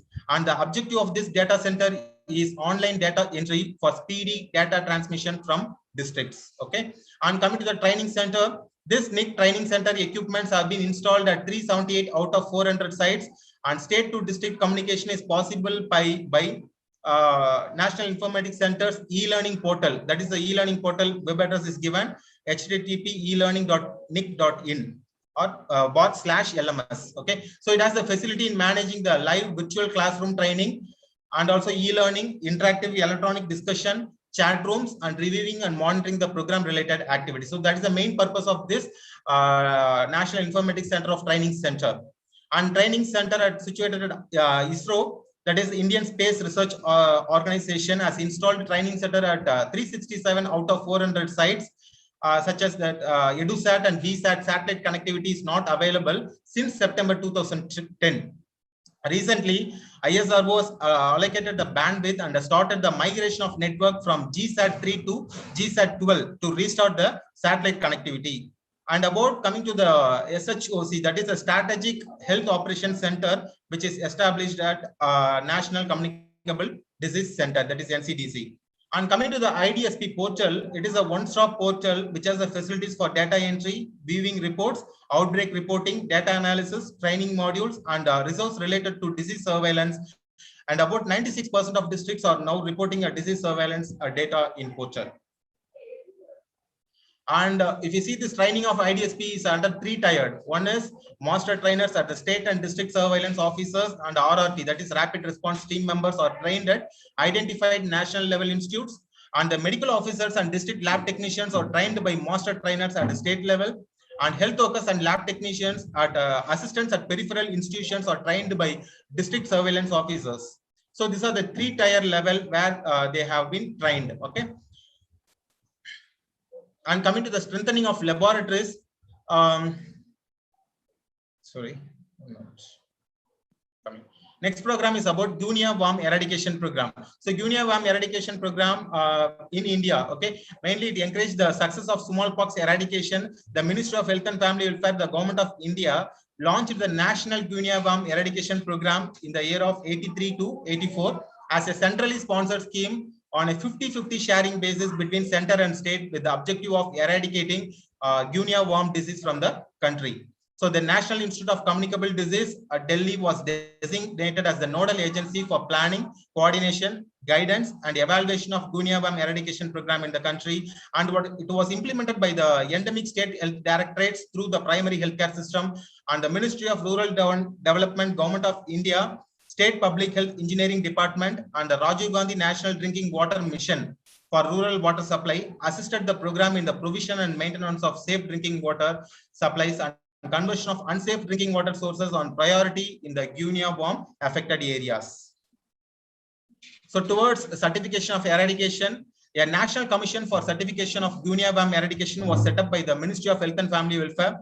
The commission comprised of 88 highly experienced independent experts in the field of public health who are drawn from across the country, and the director and joint director and head of Elementology Division of the National Institute of Communicable Diseases.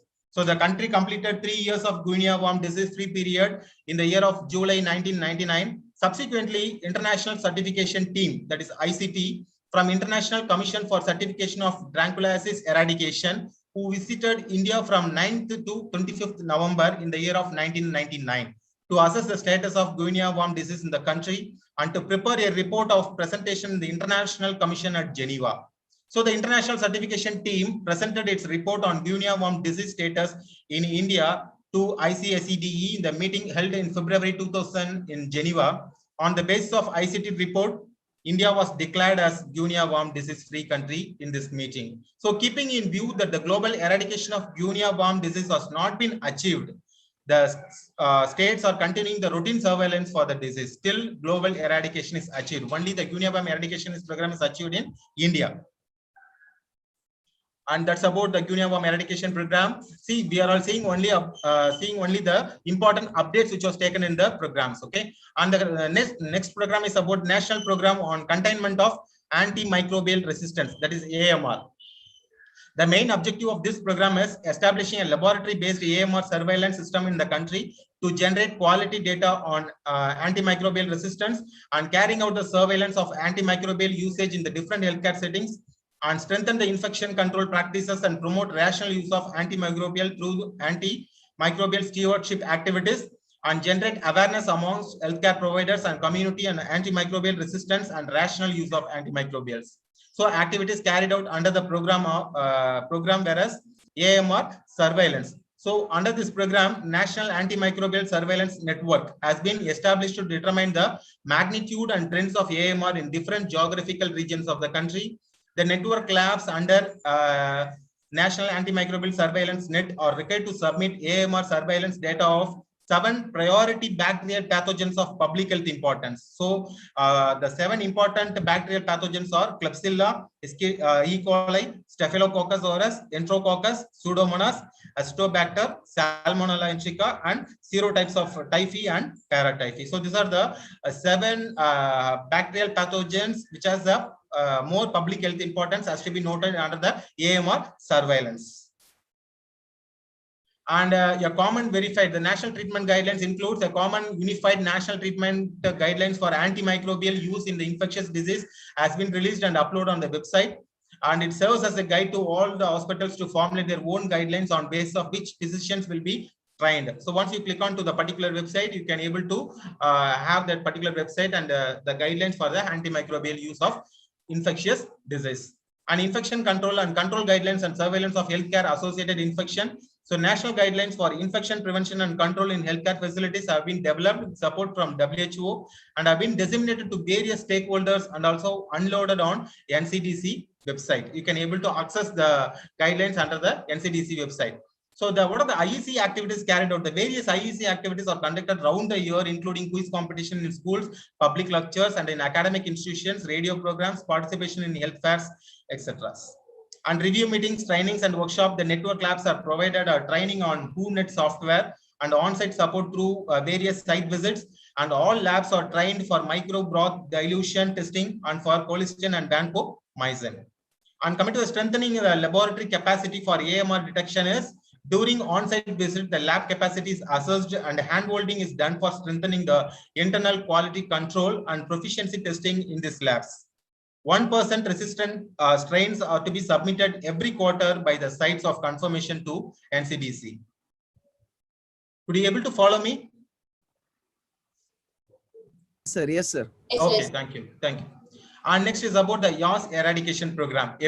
So the yaws, it is a long challenging path towards eradication. India has achieved the breakthrough public health milestones in the past by eradication of smallpox and guinea worm disease. So there has been a concerted effort to target other diseases in the country which are amenable to eradication or elimination.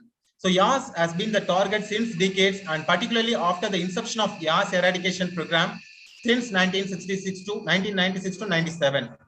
And coming to the epidemiology, it belongs to a group of chronic bacterial infections, that is endemic nematosis, non-venereal spirochetal disease, which is caused by Treponema.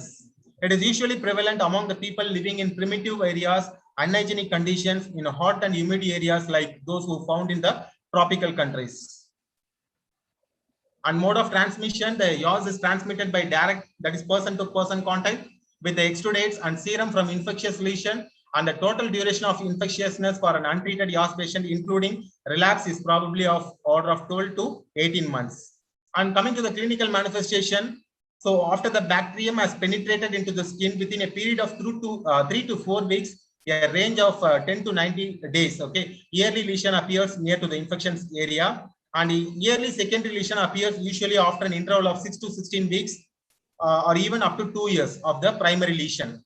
And the yearly secondary lesion is papular and may occur at any time from 4 to 12 weeks after the initial infection, and the rash covers the limbs, neck and buttocks area and may spread onto the body. It is at this stage that the serological test become positive, and there will be a nocturnal bone pain and tenderness of the tibia, and other long bone problems due to periostesis are common and may persist for up to 6 months. Usually after 5 years of onset of illness, there will be destructive lesions of the skin, bone and cartilage, and may appear which are non-infectious but may result in disabilities like gangosa and pathological fractures. So this yaws stimulates the lesion of scabies, impetigo, skin tuberculosis, tinea versicolor, tropical ulcer, leprosy and psoriasis, and yaws may also coexist with any of these lesions, and there is no natural immunity.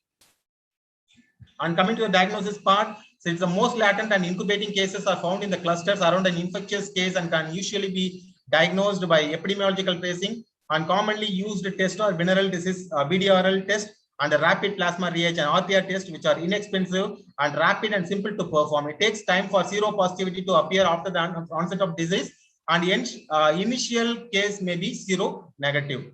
So treatment of single dose of injection of benzathine benzyl penicillin was the treatment of choice for both cases and contexts of yaws. In patients allergic to penicillin, erythromycin or tetracycline was the alternative treatment of choice, but WHO recommends the use of single dose of azithromycin as the preferred treatment of choice. So coming to the eradication of yaws, yaws had potential for eradication owing to the following favorable factors. And man is only the reservoir of infection. Patient with yearly lesions are the main source of infection, and there is a direct contact with secretion of skin lesions is the main mode of transmission. And here no vector is involved, and it's a magic bullet is available for intervention is a single injection of long-acting benzathine benzyl penicillin, which is easily available at low cost and has no toxicity, and it is stable preparation and is operationally feasible. Yaws infection was localized to small pockets within the country.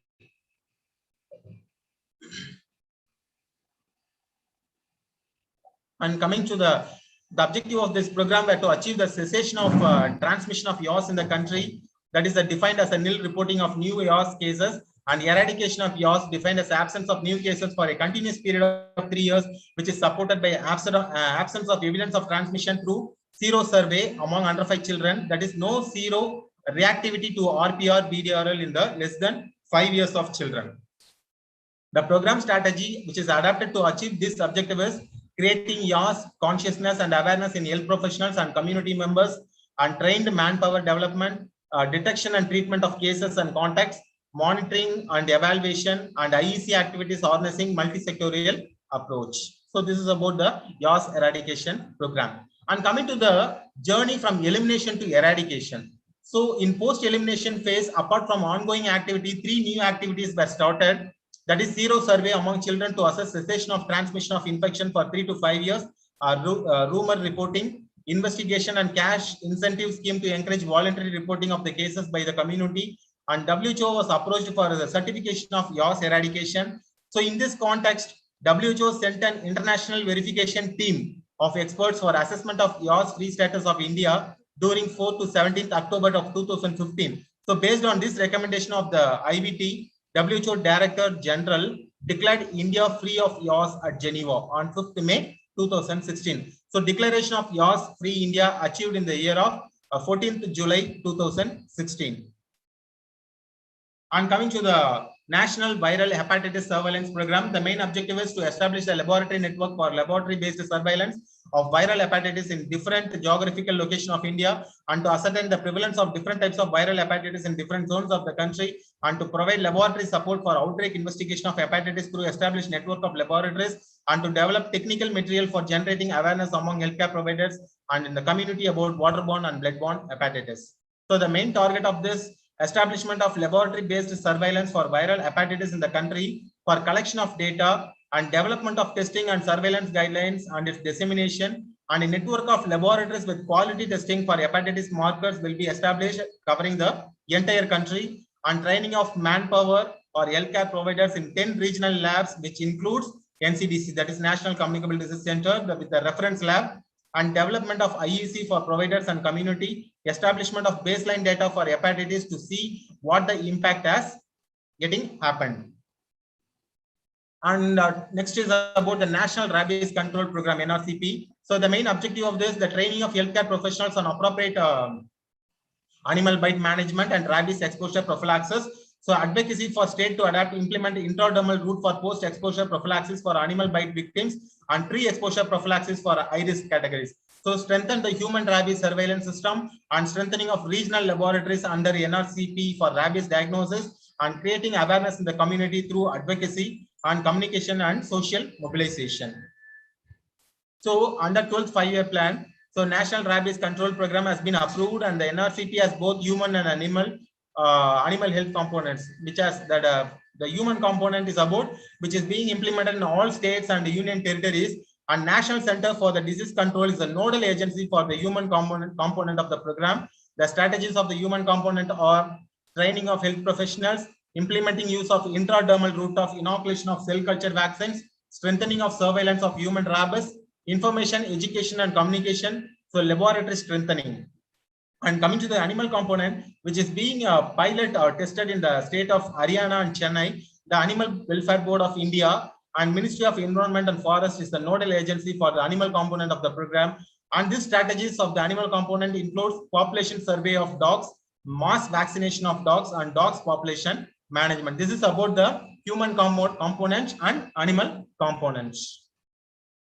And coming to the case definition for human rabies for IDSP, that is Integrated Disease Surveillance Program. So the suspect case, that is the suspect case to be reported in the yes form, okay, by the health worker. Health worker has to report if there is a dog bite, he or she has to report in the yes form. And what's the definition for the suspect cases? Death of a human with history of dog bite within a few weeks or months preceding death wherever available. The detail of such cases should be shared in a line list, that is name, age, gender and address. And next one is about the probable case. Probable cases to be reported in the P form, okay, whereas suspect case should be in the form, should be reported in the S form. Probable case should be reported in the P form by the medical officers and doctors. And here the definition includes it's a suspected human case plus history of exposure to a suspect probably by a rabid animal. Okay, usually exposure is usually defined as a bite or a scratch from a rabies susceptible animal, usually dogs. It could also be lick exposure to open wound, abrasion, mucous membrane of the patient. Then comes the laboratory confirmed. So it has to be reported in the L form. Okay, suspect case in the S form, probable case in the P form, and laboratory confirmed cases in the L form. It has to be reported by laboratories having confirmatory test facilities for rabies. And here the definition goes by like that: a suspect or a probable human case, which is that is laboratorily confirmed. Okay, so laboratory confirmation by one or more of the following, that is the detection of rabies viral antigens by direct fluorescent antibody test or by ELISA in clinical specimens, preferably by the brain tissue that is collected in the post-mortem site. Okay, so detection by fat on skin biopsy and positive after inoculation of brain tissue, saliva or CSF in cell culture, and detectable rabies neutralizing antibody titer in the serum of CSF on an unvaccinated person, and detection of viral nucleic acids by PCR on tissue collected post-mortem or intravitamin on a clinical specimen, that is brain tissue or skin or cornea or urine or at saliva. So this is about the rabies control program. Then comes to the program for prevention and control of leptospirosis. So here the objective of the program is to reduce the morbidity and mortality due to leptospirosis in the humans. It is a development of trained manpower, strengthening the surveillance of leptospirosis in humans, strengthening the diagnostic laboratory in programmed states, create awareness regarding timely detection and appropriate treatment of patients, advocacy for strengthening the patient management facilities in the program states, strengthening of intersectoral coordination at state and district level for outbreak detection, prevention, and control of leptospirosis. So what are the activities undertaken under this program is monitoring and review. The states were asked to strengthen the activities under program, including leptospirosis surveillance, improving the case management facility for patients, and expediting the financial expenditure under the program. And next is surveillance. Regular surveillance of presumptive and lab confirmed cases of leptospirosis is undertaken through IDSP and monitored under the program. Technical support to states is advisory was issued in July 2018 under the program from Director NCDC to all flood affected states on preventive and control measures to be undertaken for leptospirosis.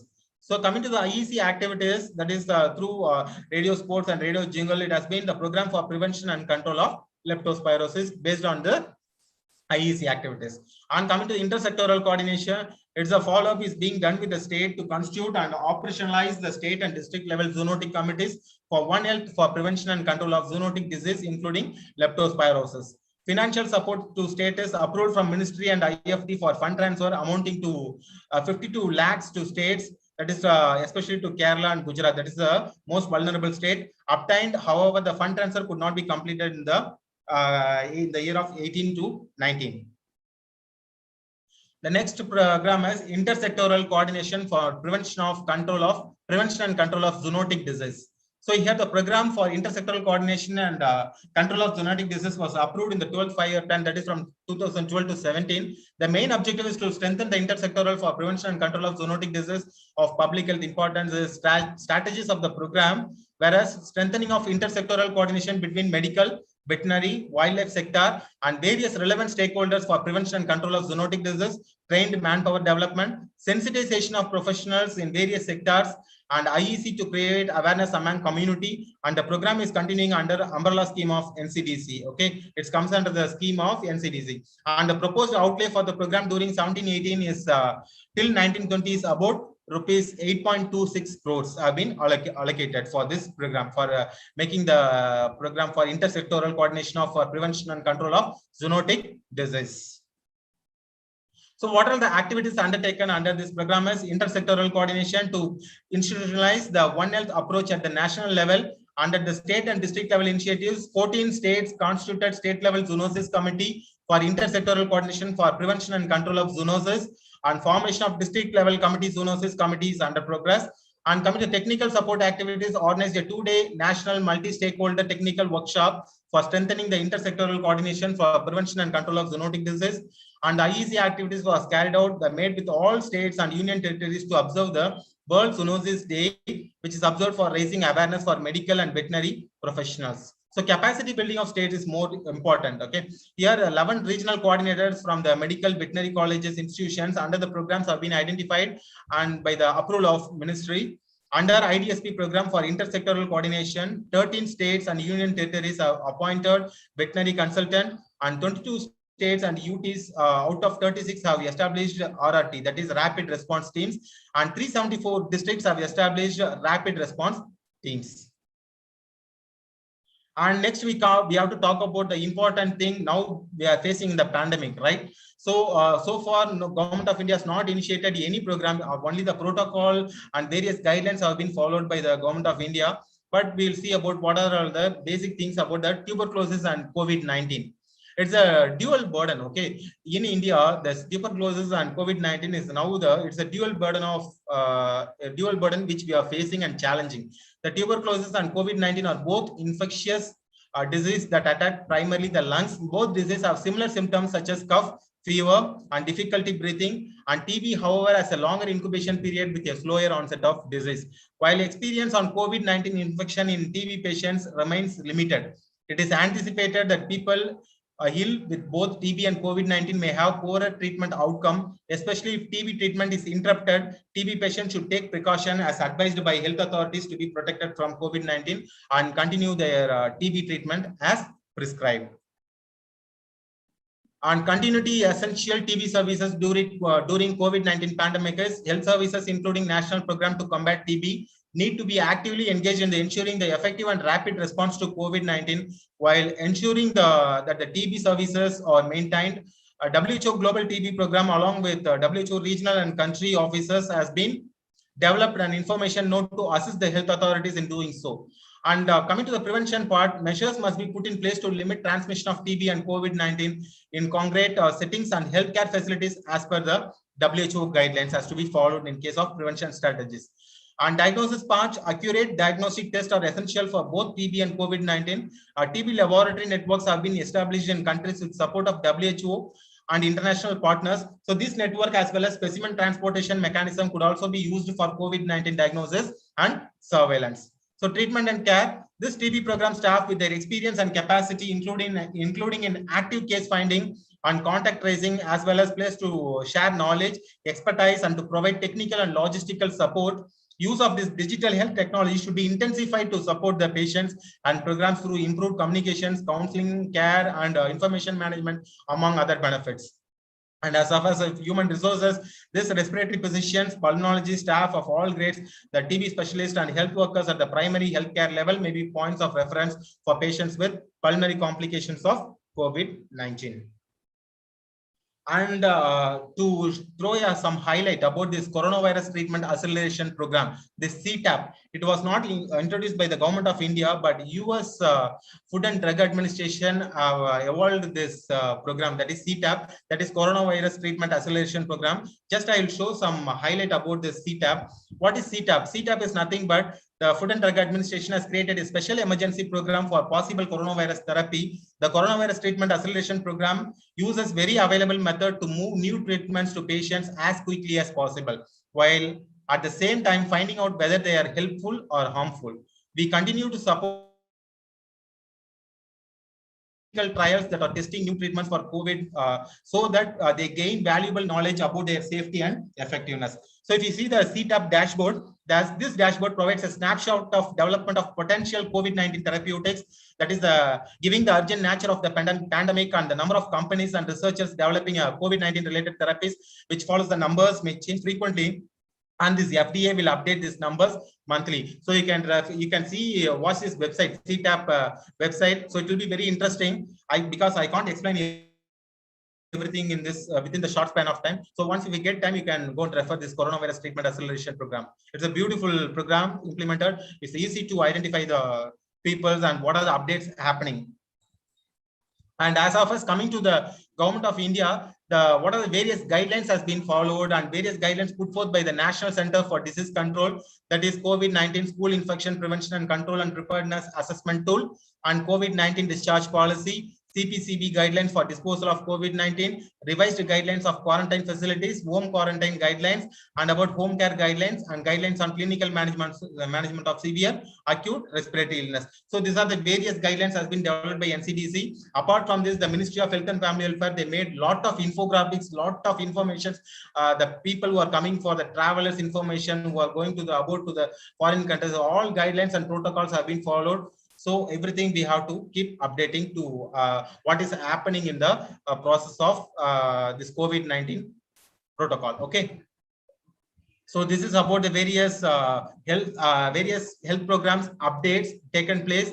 Hope I might have left some of the programs. Still, there is a lot of programs to be discussed, but due to shortage of time, I made myself to refine to the important topics and the important nutshells I have given. I hope I have given. Now we go for the concluding remarks. So what will be the concluding remarks related to the this updates on the various health programs within the wide framework of nested health missions, policies, programs, acts, and status. The overarching objective of providing good health and well-being to all, and the diverse challenges which pose threat to the achieving the targets. Concerted efforts and dedicated research are still falling short of targets. Okay, still we are falling short of targets on the various parameters of efforts and dedicated research strategies. And the health sector is wide and demanding and requires comprehensive, detailed review of all previous committees' reports and recommendations, and in-depth ground reality checks has to be done. And the role of government needs to be enhanced along with more revenue allocation for successful results in health sector. So this is about the updates of the new updates of the national health program. So hope you might have got some insights about these topics. And now the session is open for the questions. Sir. Yes, sir. Thank you. Thank you for your nice presentation, sir. Thank you, sir. Actually, one good thing which I noted down was like you wanted to bring up, rather than bringing up the other national health programs which we actually know and which we are actually working on, the newer updates. And it was very nice. And it was very nice to see about like talking about antimicrobial resistance program and regarding the COVID and tuberculosis updates, and regarding the One Health updates and national vector viral hepatitis program, which was very recently launched. So that was a very nice presentation, sir. Just to add about it, like the one thing which in IDSP which I would like to highlight upon is that media scanning and verification cell, because it has a very big larger audience which needs to be covered. Like as you see, there are a lot of fake and hoax newses which are coming in every day in all net and all other available social media websites. This particular cell is actually performing very well to screen all those things and to put in place, if in case it's going to be a problem, they are putting in place, and they are actually seeing all the remedies which can be taken up for all these hoax newses also. So that thing is very important which I've mentioned as such. And regarding the yaws and the guinea worm eradication program, as you rightly said, like India has still now eradicated only 4 diseases, out of which smallpox, polio, guinea worm, and yaws are the 4 important diseases which India has actually eliminated. So these are when reading about these diseases, which will help us to know about what are the examples of success which we can actually achieve, and what are the efforts which have taken to eradicate all these programs. So this would actually guide us in put forth newer pathways to do it for the other communicable diseases also. And regarding the antimicrobial resistance program, as you said, there are a lot of things which are happening, like because like as we have a lot of private practitioners right now, and there are many hoax practitioners also who actually prescribe antibiotics for everything, because of which we are facing a severe pandemic of actually antimicrobial resistance. So this is actually a right time that India has come up with such a program, and we have stewardship program which actually has been established to take care of all these things. And regarding the rabies control program and yaws control program, as I've stated, and one thing which I would like to say about is that One Health approach, which is actually seeing not just human and animal separately, but having a One Health consolidated approach, which is a very newer initiative by the government of India, where we are focusing on all the diseases which are transmitted through zoonosis. So these diseases are covered under which during this particular umbrella, and we are taking efforts to counteract them also. And regarding the tuberculosis and COVID, I would like to bring to the notice of everyone who is there in the panel audience. Right now, as we all know, that about around 1 to 2% of all the OPD attendees who are attending any clinic would have presented tuberculosis symptoms. But because of this COVID, all these symptoms are getting masked because of COVID, and we actually screen only for COVID, but not taking into account of the tuberculosis into consideration. If you see the case detection rate, which was there for tuberculosis earlier, which has drastically reduced just because of the fact that COVID also has the same symptomatology as that of tuberculosis. So as you have rightly mentioned, it is a time that we have to focus on bigger diseases also, like not just on COVID, but also on other diseases where India has actually faced a severe issues earlier. So tuberculosis and all other communicable diseases also we need to focus upon. So I think like that presentation was really nice, and you have put up in nutshell everything. So thank you for your presentation, sir. It was very good. And I think without further delay, I can call about the next presentation if there are any no doubts and clarifications which are there.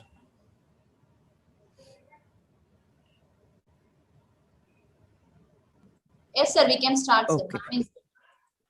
Sir. Can I in the next speaker?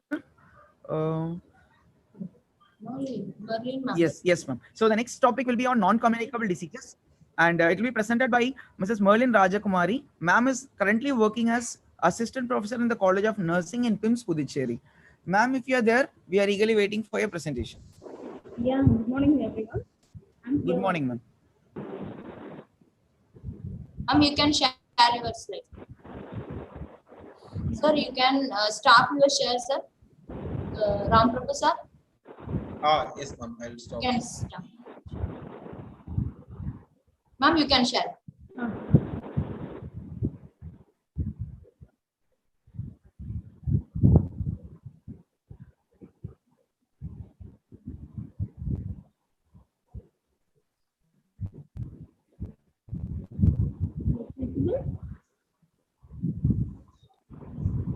Hello? Yes, ma'am. Visible, ma'am. You can start. You see the slide? Yes, ma'am. We are able to see. Yeah, okay.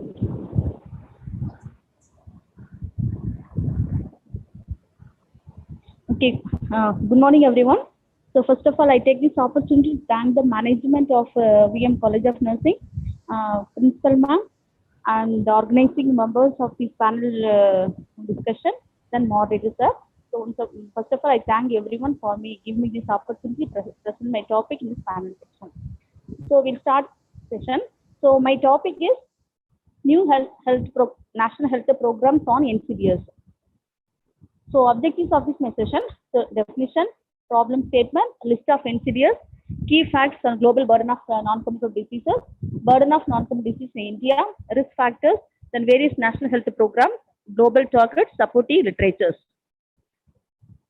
So coming to definition, as we all know about the non-communicable diseases, also known as chronic diseases, tend to be a long duration and are the result of combination of genetic, physiological, environmental, and behavioral factors. So non-communicable disease is a medical condition or disease that is non-infectious or non-transmissible. So as we all know about it, won't be transmitted and it won't be spread to one person to other person. So coming to problem statement, the non-communicable diseases are estimated to account around 60% of all deaths, thus making them the leading cause of death. The probability of dying between ages 30 and 70 years from mainly the four non-communicable diseases like that is applicable for the main cause of bleeding death because of the four major non-communicable diseases. So here is the few list of the new national health programs.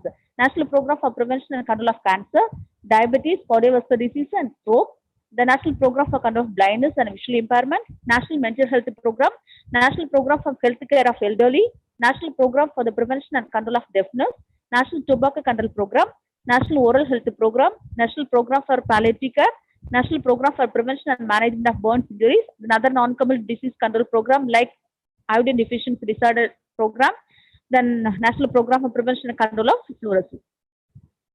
Then some of the key facts on related to these non-communicable diseases. According to WHO reports, global burden, non-communicable diseases kill 41 million people each year, equal to 71% of all deaths globally. Each year, more than 15 million people die from NCD between the ages of 30 and 69 years. 85% of these premature deaths occur in low and middle income countries. 77% of all NCD deaths are low and middle income countries. Cardiovascular disease account for most NCD deaths are 17.9 million people annually, followed by cancer 9.3 million, respiratory diseases 4.1 million, and diabetes 1.5 million. So these four groups of disease account for over 80% of all premature NCD deaths. So these are the most common cause of death because of these four main non-communicable diseases. So tobacco use, physical inactivity, the harmful use of alcohol, and unhealthy diets or increase the risk of dying from NCD. Then burden of NCDs, the NCD poses extra financial and service burden on the affected individuals, the families, as well as the health system as a whole. Of the 57 million global deaths in 2008, 36 million or 63% were due to NCDs. India stands to lose 4.58 trillion before 2030 due to NCDs and mental health conditions. So already I mentioned that these are further four common diseases is lead to death. Coming to India, so NCD non-communicable diseases contribute to around 5.87 million, 60% of all deaths in India. So cancer is 0.95 million, and cardiovascular disease is 72 million, and diabetes 62.4 million, and chronic respiratory problems 30 million, and stroke 1.5 million. So here some of the risk factors, modifiable and risk factors. So modifiable behavior such as tobacco use, physical inactivity, unhealthy diet, and the harmful use of alcohol all increase the risk of insidious. So tobacco accounts for over 7.2 million deaths every year, including from the effects of exposure to secondhand smoke, and is projected to increase markedly over the coming years. 4.1 million annual deaths have been attributed to excess salt sodium intake. More than half of the 3.3 million annual deaths attributed to alcohol use are from insidious, including cancer. 1.6 million deaths annually can be attributed to insufficient physical inactivity. So metabolic risk factors. Metabolic risk factors contribute to 4 key metabolic changes that increase the risk of insidious, that is raised blood pressure, overweight or obesity, hyperglycemia, increased blood glucose level, then hyperlipidemia. So in terms of attribute deaths, the leading metabolic risk factors globally is elevated blood pressure. 19% of global deaths are attributed, followed by overweight and obesity and raised blood glucose level. So these are the metabolic risk factors lead to the common non-communicable diseases. So first we'll see about the National Program for Prevention and Control of Diabetes, Cardiovascular Disease and Stroke. So it's launched in the year of 2010 with the main focus of strengthening infrastructure, human resource development, health promotion, early diagnosis, management, referral.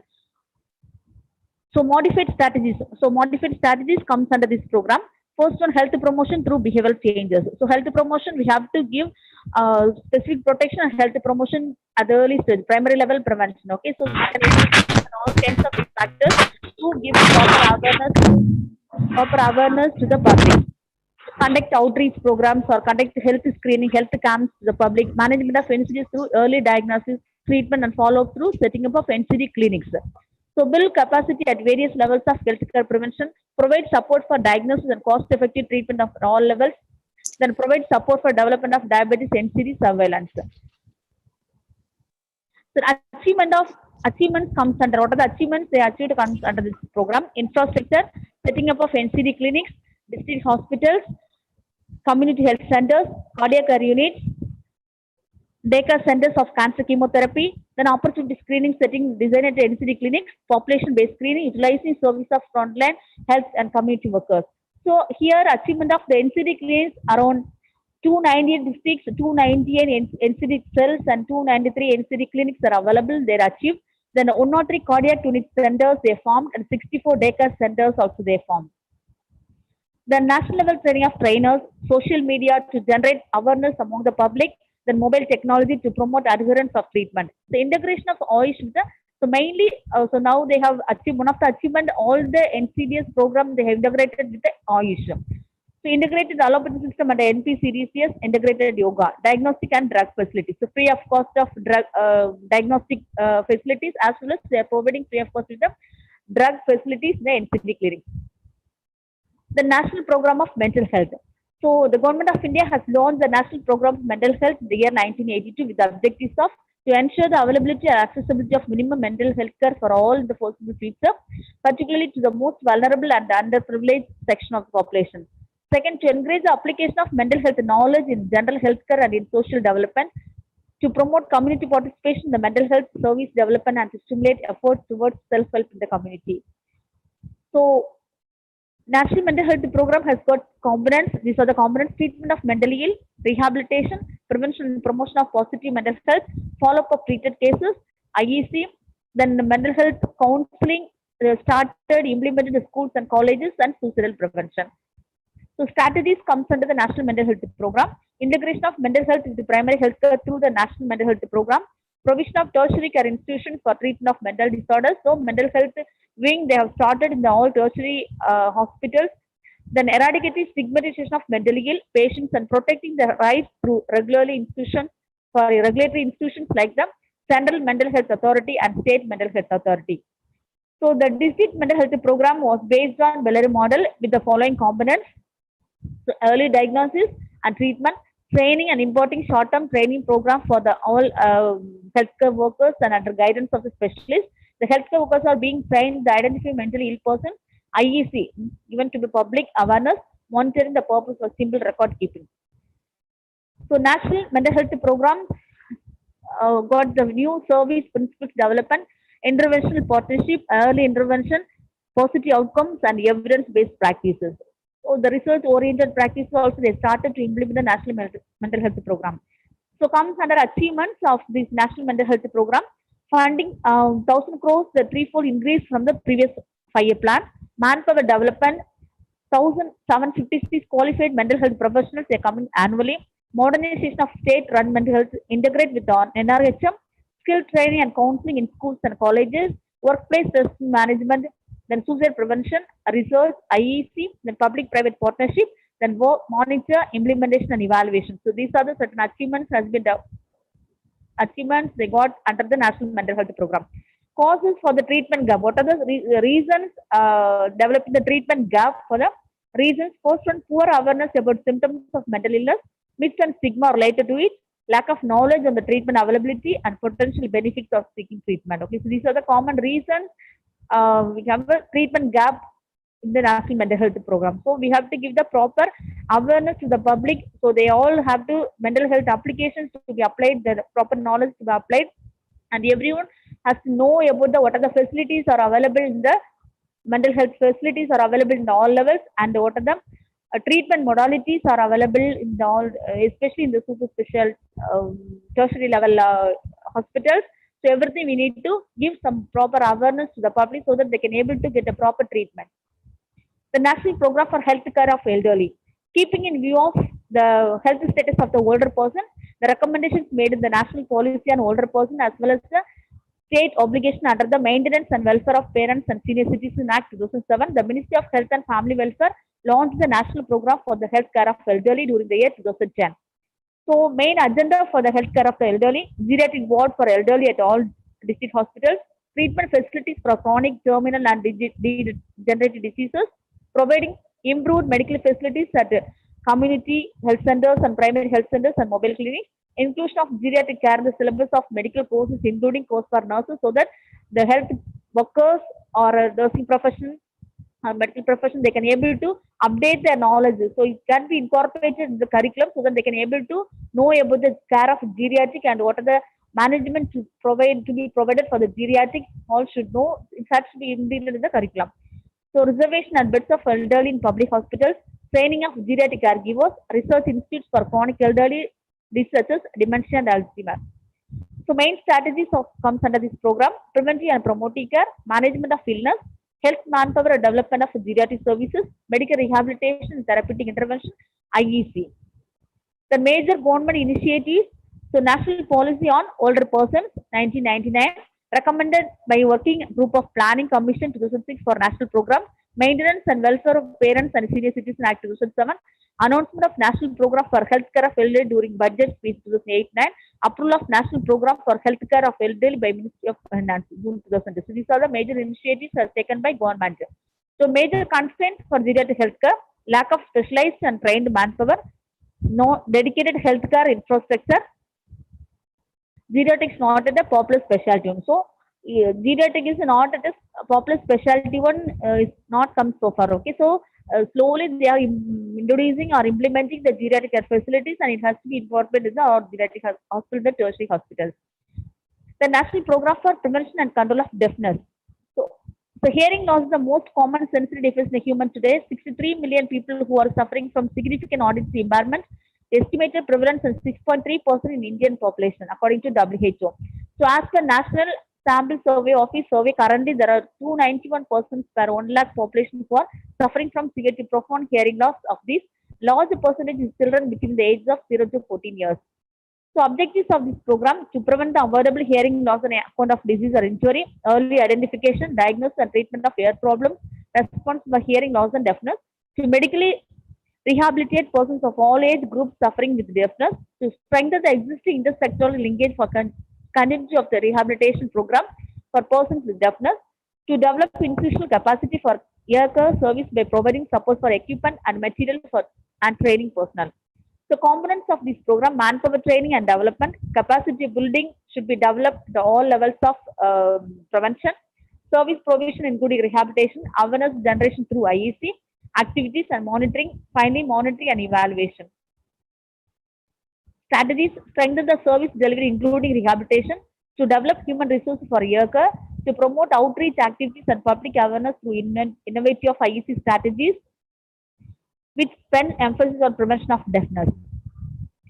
The expected benefits of the program. So large-scale direct benefits of various services like prevention, early identification or diagnosis, treatment and referral rehabilitation, etc. Decrease in the magnitude of the problem through identification of the early problem and take appropriate treatment so that we can able to decrease the prevalence of the or magnitude of the problem. Improve service network in the states and districts covered under the project. Awareness creation among the health workers and grassroots level. So larger community participants to prevent hearing loss through village bodies, the local bodies, because we have to get the community participation to mobilize the services, leadership building in the primary health center, medical offices to help create better sensitization in the grassroots level. Achievements, module of training of health workers, integrate with NRHM, distribution of hearing aids to the poor children. National Tobacco Control Program.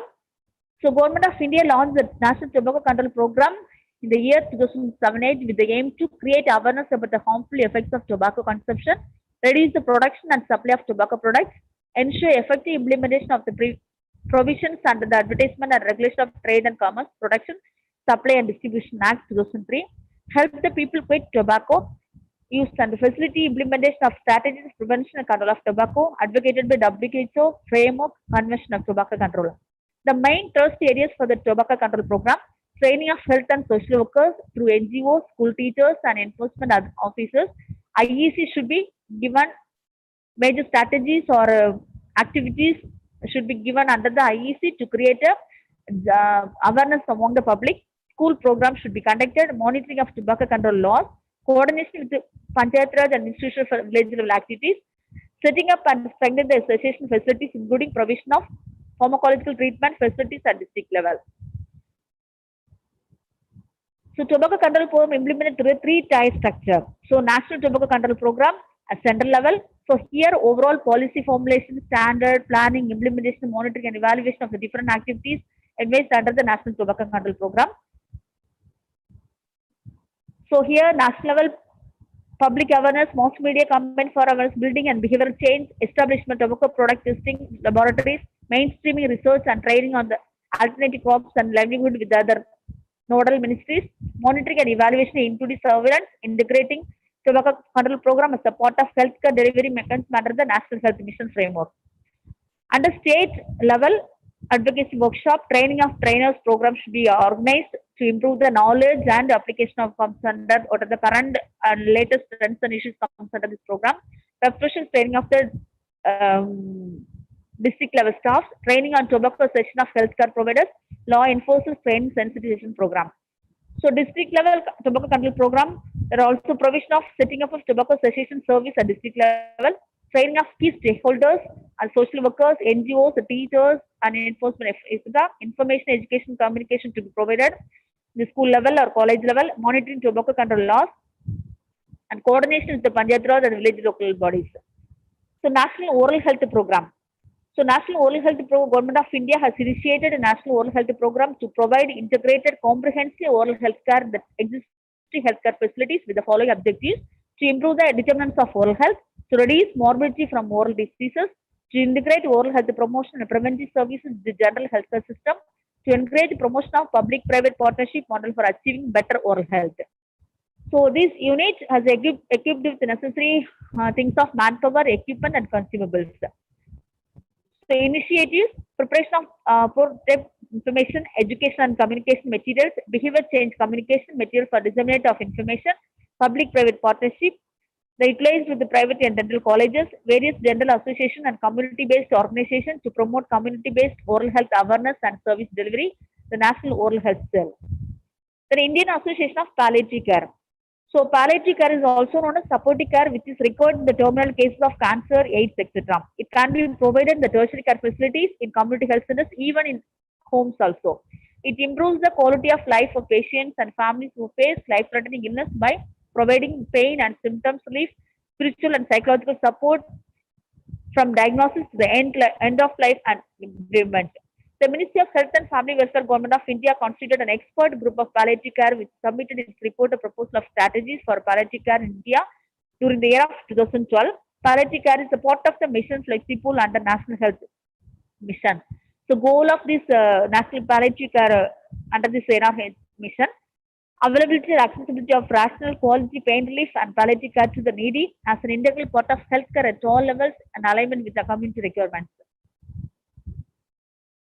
Objectives: improve the capacity to provide palliative care service delivery within government health programs, refine the legal and regulatory systems and support implementation to ensure access and availability. So, easy accessibility services facilities should be arranged, encourage attitudinal shifts amongst healthcare professionals by strengthening and incorporating principles of long-term care and palliative care into the educational curricula, medical, nursing, pharmacy, and social work courses. So these are the courses, the emergency and palliative care facilities, and what are the knowledge related to palliative care should be inculcated with us with this nursing, pharmacy, and medical curriculum, so that they can able to get enough knowledge regarding the same. They promote behavioral change in the community through increasing public awareness and improve skills and knowledge regarding pain relief and palliative care, leading to community on initiatives supporting healthcare system. Develop national standard for palliative care services and continues to evolve the design and implementation of the national program. So, implementation mechanism. It is predicted that activities should be initiated through National Program for Prevention and Control of Cancer, Cardiovascular Diseases, Diabetes, and Stroke. The integration of national program are being attempted under the common umbrella for synergistic activities. The regulatory aspects that I mentioned the program for increasing morphine availability would be addressed by Department of Revenue in cooperation with the Central Drug Standard Control Organization. So, cooperation of international and national agencies in the field of palliative care, establishing state palliative care cell and palliative care services at district hospital. So these are the main community-based palliative care: inpatient palliative, outpatient palliative, and inpatient hospice and home hospice. So National Program for Prevention and Management of Burns Injuries. The proposal for continuation of pilot projects full-fledged program was approved by Empowered Finance Committee on during the year of 2013 and subsequently by Cabinet Committee for Economic Affairs on 6 February 2014 for covering 67 state government medical colleges and 19 district hospitals during the 12th 5-year plan, that is 2012 to 17. The district hospital component was undertaken under National Health Mission. Objectives to reduce incidence, mortality, morbidity, and disability due to burn injury, to improve awareness among the general masses and vulnerable groups, especially the women, children, industrial, and hazardous occupational workers, to establish adequate infrastructure facility and network of behavioral change, communication, burn management, and rehabilitation interventions to be provided, to carry out research for assessing behavioral, social, and other determinants of burn injuries in our country for effective need-based program planning for burn injuries, monitoring, and subsequent evaluation to be done. Components prevention program through giving proper IEC, treatment, rehabilitation, and training of health workers, their monitoring and evaluation, and research-based, evidence-based practice should be given. Expected outcome: dedicated burn care services in 70 medical colleges and 25 district hospitals, availability of skilled manpower at the medical college and district hospitals, increase awareness regarding prevention of burn injuries, safety measures, and availability of service through IEC. So achievements: burn data registry and software have been developed. The practical handbook for manual has been implemented. Operational guidance for the program has been developed. Screening committee for trauma and burn program. In IEC activities has been improved. Training programs for the health workers. National Program for Prevention and Control of Fluorosis. Fluorosis is a public health problem is caused by excessive intake of fluoride through drinking water or food products, industrial pollutants over a long period. It results in major health disorders like dental fluorosis, skeletal fluorosis, and non-skeletal fluorosis. Program coverage: the National Program for Prevention and Control of Fluorosis was a new health initiative during 11th 5-year plan, initiated to this 8-9 period, and is being expanded in a phased manner. 100 districts of 17 states were covered during the 11th plan. Further 11 districts were taken up during 2013 to 5 over 19 states, and additionally 84 new districts are to be taken up during the remaining period of 12th 5-year plan. Goals or objectives of this program: aims to prevent and control fluorosis cases in the country. Objectives: to collect, assess, and use the baseline survey data for fluorosis Ministry of Drinking Water and sanitation for starting this project. Comprehensive management of fluorosis in the selected areas. Capacity building for should be developed in all levels of prevention, diagnosis, and management of fluorosis cases. So strategy: This program surveillance of fluorescence in the community, capacity building, establishment of diagnostic facilities in the medical hospitals, management of fluorescence cases including treatment, surgery, rehabilitation, health education, prevention and control of fluorescence. Activities, community diagnosis and facility mapping from preventive health promotion, diagnostic facilities, reconstructive surgeries and medical rehabilitation, providing management for diagnosed cases, public health intervention on the basis of community diagnosis, behavior change by IEC training, health education and policy training of various levels. National Organ and Tissue Transplant Organization, NATO, national level organization set up under Director of General Health Services, Ministry of Health and Family Welfare.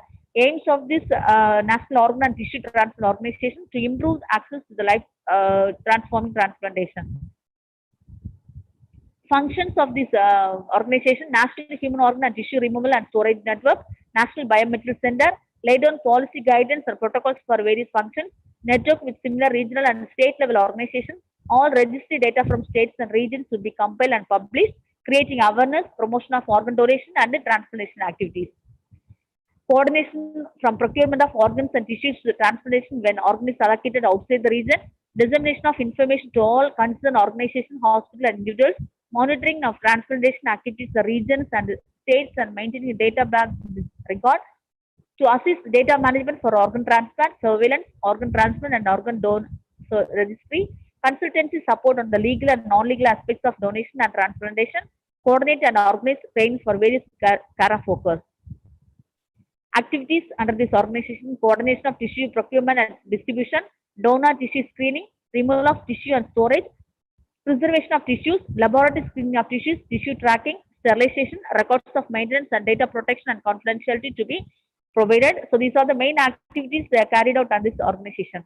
Quality management in tissues, patients' information on tissues, development of guidance, protocols and standard operating procedures manual should be developed, training of various level health workers, assisting as procurement registration of other tissue banks. So coming to global target of this control and prevention of non-communicable diseases, NCD management interventions are essential for achieving the global target of a 25% of relative reduction in the risk of premature mortality from NCD by 2025 and the SDG Sustainable Development Goals target of 1/3 reduction in the premature death from NCD by 2030. So here the WHO response. WHO developed a global action plan for the prevention and control of NCD 2013 to 2020, which includes 9 global targets, the control and prevention of the NCDs.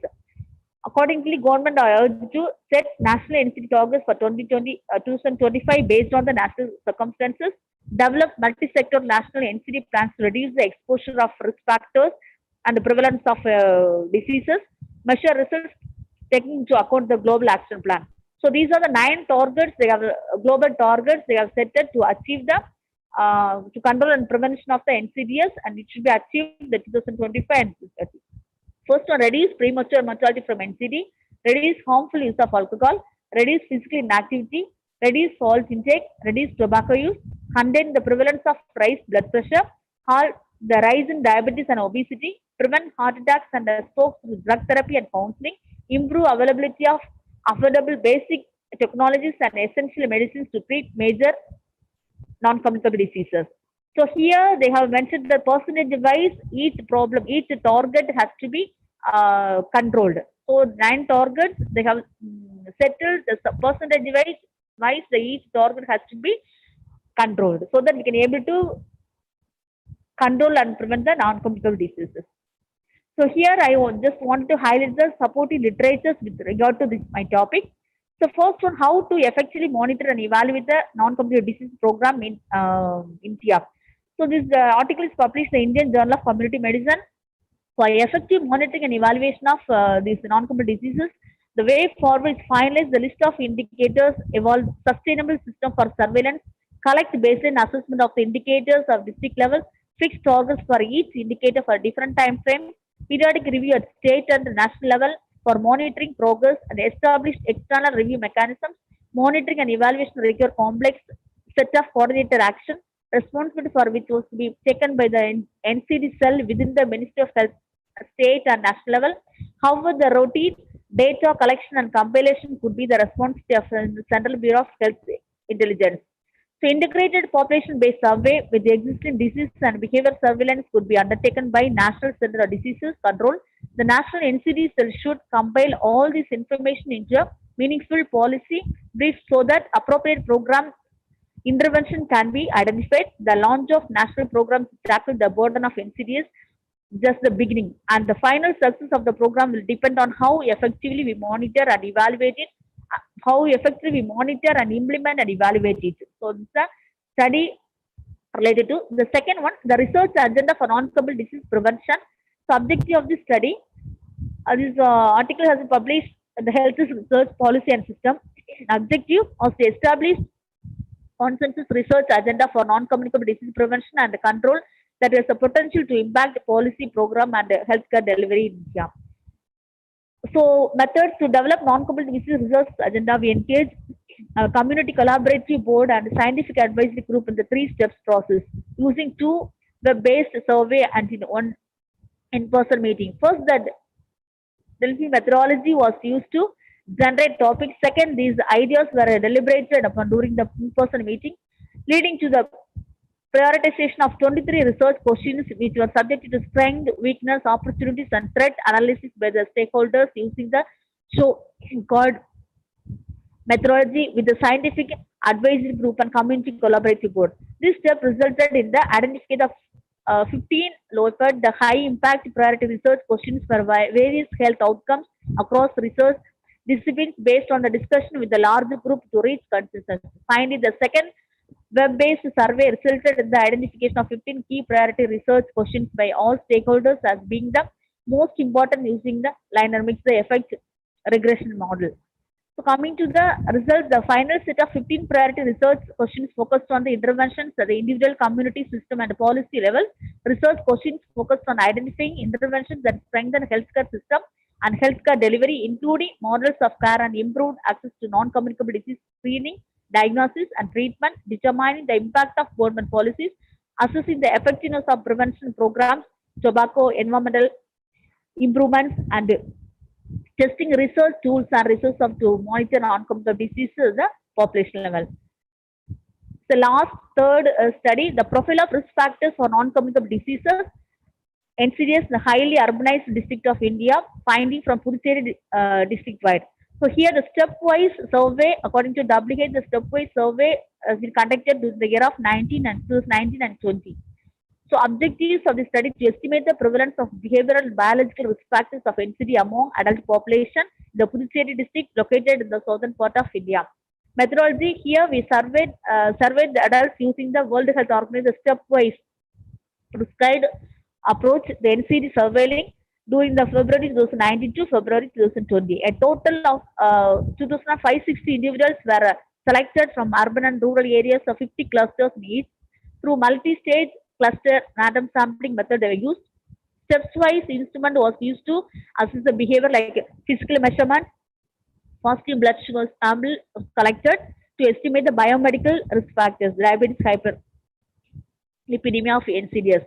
The results among men, alcohol were 40.4% was almost twice higher compared to tobacco use, 24.4%, nearly half of the population was physically inactive, 45.8% and obese, 46.1% were hypertension and diabetes relatives were persons among 1/3, 33.6%, and 1/4, 26.7% of the population which were significantly higher among men, 31.6% respectively. Physical inactivity and overweight obesity increased with increasing education levels.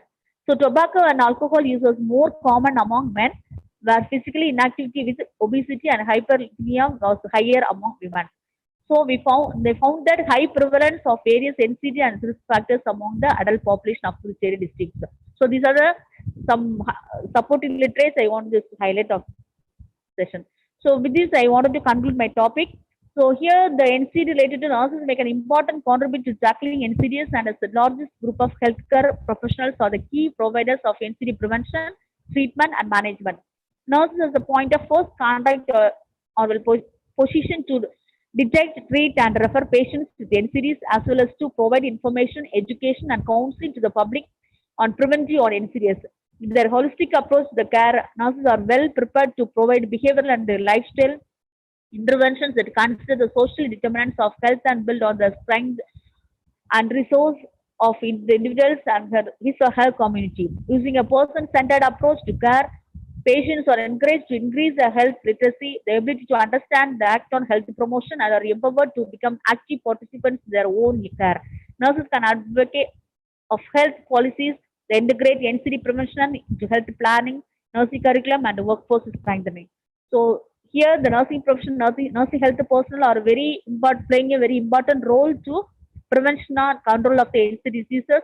So we have to have enough knowledge to apply all these knowledge and scientific principles when we are taking care of the patients in the community settings as well as the hospital settings. So thank you. So here the session is open to all. Oh, thank you, ma'am. Thank you. Thank you for your presentation.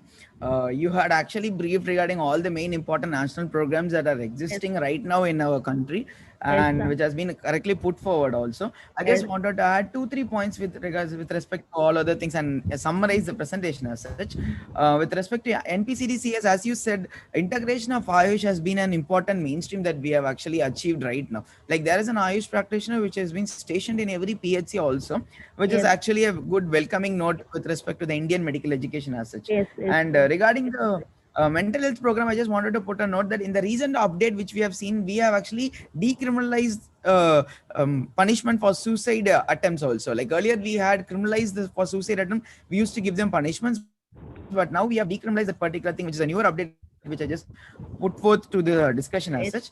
And regarding the national tobacco control program, they are right now focusing on the Empower strategy. The Empower strategy mainly is to monitor the use and to protect the people from all the harmful effects of tobacco, offer them help regarding the de-addiction, and to warn them regarding the danger signs of tobacco, and to enforce bans with respect to tobacco products, and to raise the taxes of the tobacco products that are existing. So these are the important things which I wanted to put forth. And regarding the DCS, which one more right now focusing on the population-based screening, in which the population-based screening has to be taken up by the field workers. So training of community health nurses is very, very important, because right now they are the foot soldiers who are right now in the field.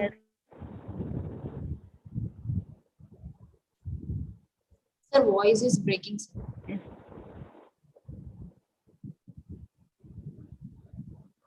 Sir, voice is not audible, sir.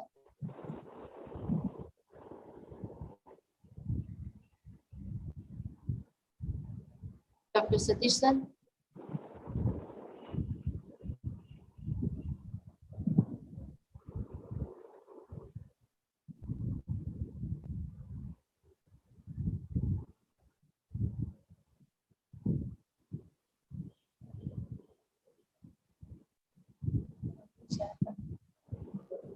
Sir, Satish, sir.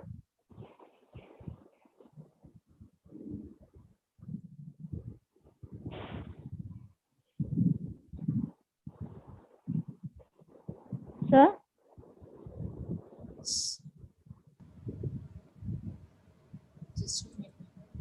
Hello? Sir, yes, sir. Oh, Yes, sir. voice is. Yes, sir. Now is audible, sir. Hello? Yes, sir. Now is audible. Sir, Yes, our voice is yes, ma'am. I audible. just wanted to add that fact that we have population-based screening right now, which is being the target of focus for NCDs.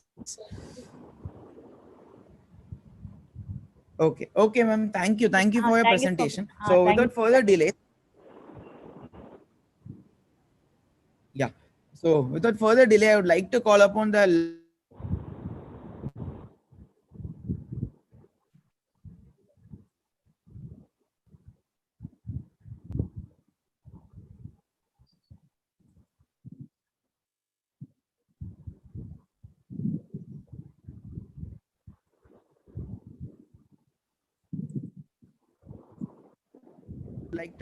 last presentation for today, and which is actually very important presentation as such, because like health system strengthening forms the basis of pre-implementation of a program. So I would like to call upon Mrs. Anger Kanni, Yes, who is sir.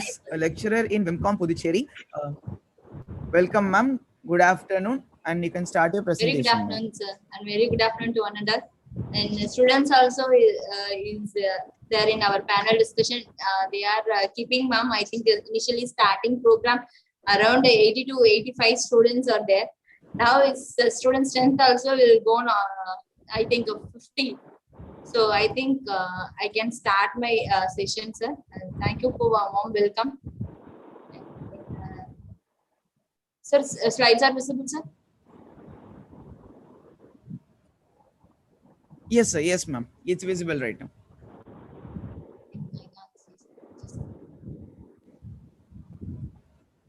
Now it's not visible, ma'am. Previously it was visible. Yes, sir.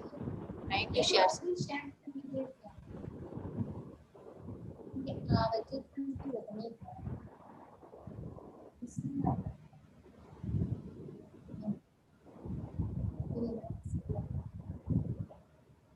Sir, slides are visible, sir?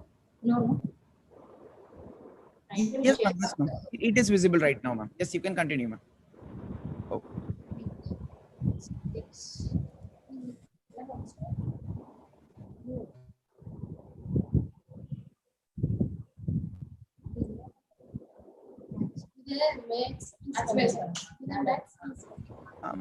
Ma'am, I think there's issue with the screen sharing. Right now, the slides are not visible. Now it's visible, I think. It's visible, sir. Sir, its slides are visible, sir.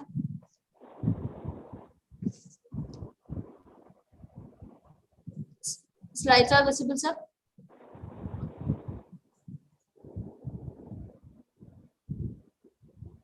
Any other participants? My slides are visible. Yes, it's visible. Anger Kanni is visible. Yes, ma'am. Shall I start? Okay. Very good afternoon to one another. So far we discussed so many new national health programs. Voice is not audible, da. It's very low. Now, ma'am, it's okay, ma'am. No, da. Hello. Yes, ma'am. Yes, ma'am. Now, Your ma'am, voice is not audible, da. That much. so breaking or very slow, ma'am? Very slow down, da. Very slow down. Now it's okay, ma'am. Previously, it's cleared very well. Now it is not cleared. Now, ma'am, No, da. I don't know.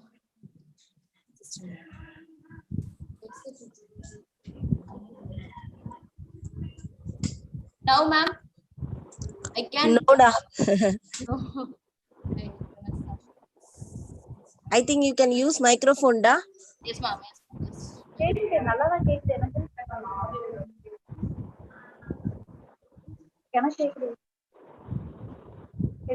Yes, ma'am. Your slides are visible right now. You can start. My voice is audible, sir. Yes, sir. Yes, ma'am. It is audible right now. Yes. Oh, okay, ma'am. Okay, sir. Okay, ma'am. Shall I start, ma'am? Yes, ma'am. You can. Yes, sir. Very good afternoon, sir. Now, so far we discussed so many programs, like what are the new national health programs. So now I am going to discuss about what are the new national health system strengthening program.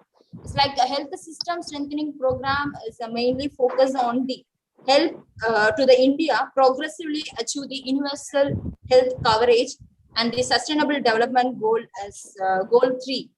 They are mainly focused on the ensure the improved access and affordability of quality secondary and tertiary care services through a combination of public hospitals and well-measured strategic and purchasing of these services in healthcare deficit areas. And also, it's from private care providers and especially the non-profit providers also. The health system strengthening programs mainly focus on the easily accessible and affordable. All person can eligible to get the health services what they are providing in the central and then state level, and mainly for improve the health outcome of the each person and improved in population level productivity and efficiency. and also it mainly improved the quality of life of the population. Then we will move on to the what are the main programs comes under the health system strengthening programs. So we will discuss on the one by one. So I would like to introduce a first new national health strengthening program. It's like Ayushman Bharat Yojana. The Ayushman Bharat Yojana is otherwise we can call as a Healthy India. Is a national innovative program launched by our Prime Minister Narendra Modi as a part of the National Health Policy by the year of 2017 in order to mainly achieve the vision of universal health coverage. So the main motive of this program is this innovative has been designed on the lines as to meet the SDG goals. As I said initially, the strengthening of the health program is underlining the commitment of which is no one leave on behind. So it is a mainly coverage of this two main aspects of adopts the continuum of care approach. This comprising of two interrelated components like establishment of health and wellness centers and Pradhan Mantri Jan Arogya Yojana. The establishment of health and wellness centers is like already I said in our National Health Policy 2017. All sub-center has to modify as a wellness center. So the establishment of the health and wellness centers, the first component pertain to creation of 1,50,000 health and wellness centers, which will be bring healthcare closer to the homes of the people. And also these centers will provide comprehensive primary health care coverage, both the maternal and child health services, and also non-communicable diseases, including the free essential drugs and diagnostic services. So we can take in our Puducherry first in our near to our college, Korkad. The Korkad Gramam has modified as the sub-center has modified as establishment of health and wellness centers. So they are providing the all services like maternal and child health services, non-communicable services, and also including free essential drug services also. And one more thing, the Pradhan Mantri Jan Arogya Yojana is like an insurance scheme. So the mainly achievement of universal health coverage is mainly providing the around the financial protection 10.74 crore poor deprived rural families and identify based on the occupational categories.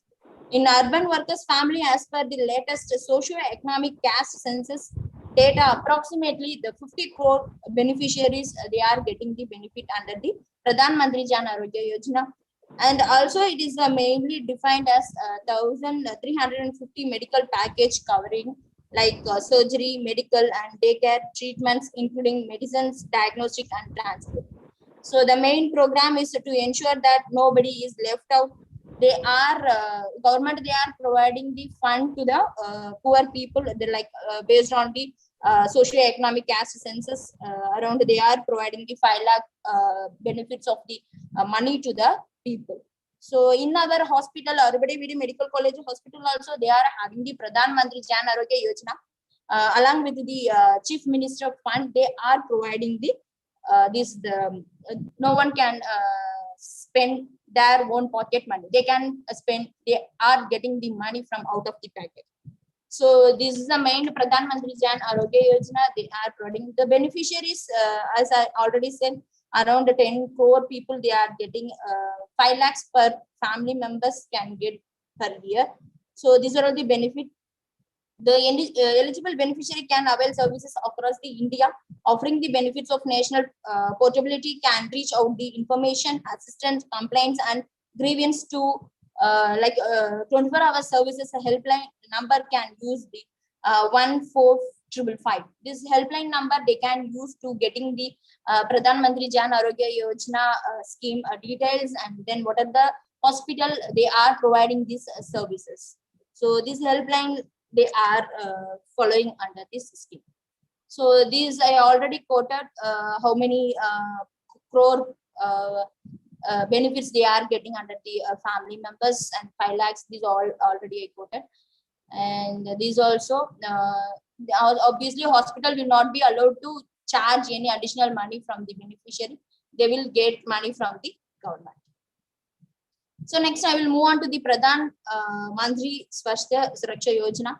So this is the main aim of this program is especially to correcting the imbalance in the availability of affordable healthcare facilities in the different parts of the country in general, and augmenting the facilities for quality medical education in underserved states in the particular. So the program is started in the year of March 2006.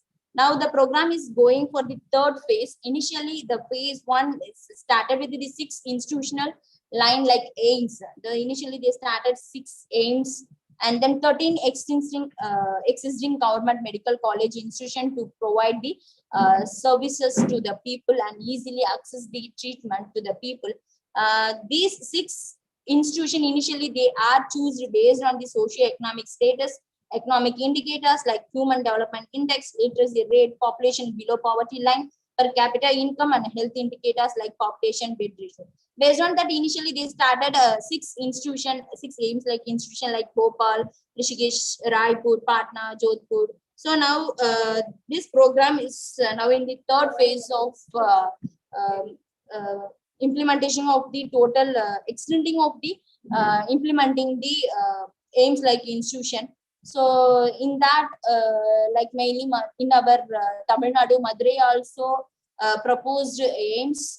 So these are all the red line marked institute are already the phase 1 they are implemented. Some of the institution is still going on like aims Kalyani and then aims Dioger. So these are all the on the process. The proposed project is some of the Madurai. So these are all the aims like institution. They are providing the treatment to the people to easily can access and affordable the treatment to strengthen the and improvement of the healthcare services.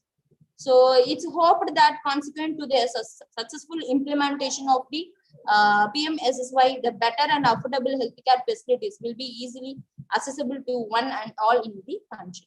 So next program, I will move on to the Lakshya program.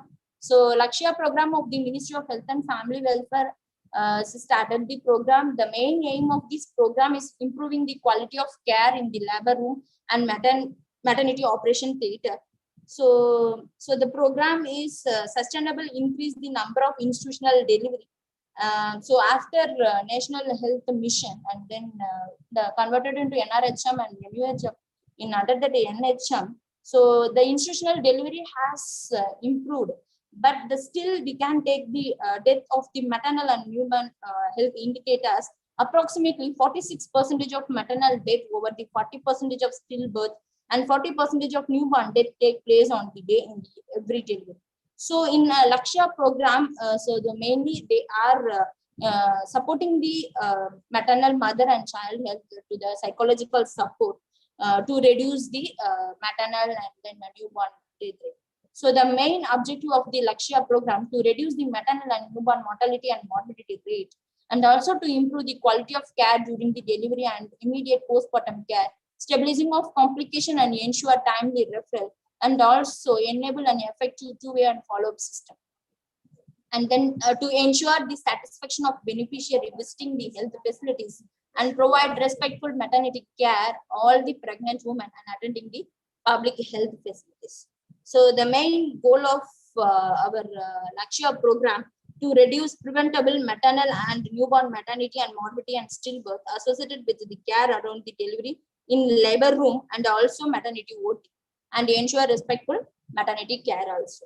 So the main strategies. So main strategies, they are reorganizing and linking the labor room and maternity operation theater layout, the workflow based on the labor room standardized guidelines, and also based on the maternal hospital flow workflow also. And also they are providing the maternal newborn health toolkit issued by the Ministry of Health and Family Welfare, Government of India.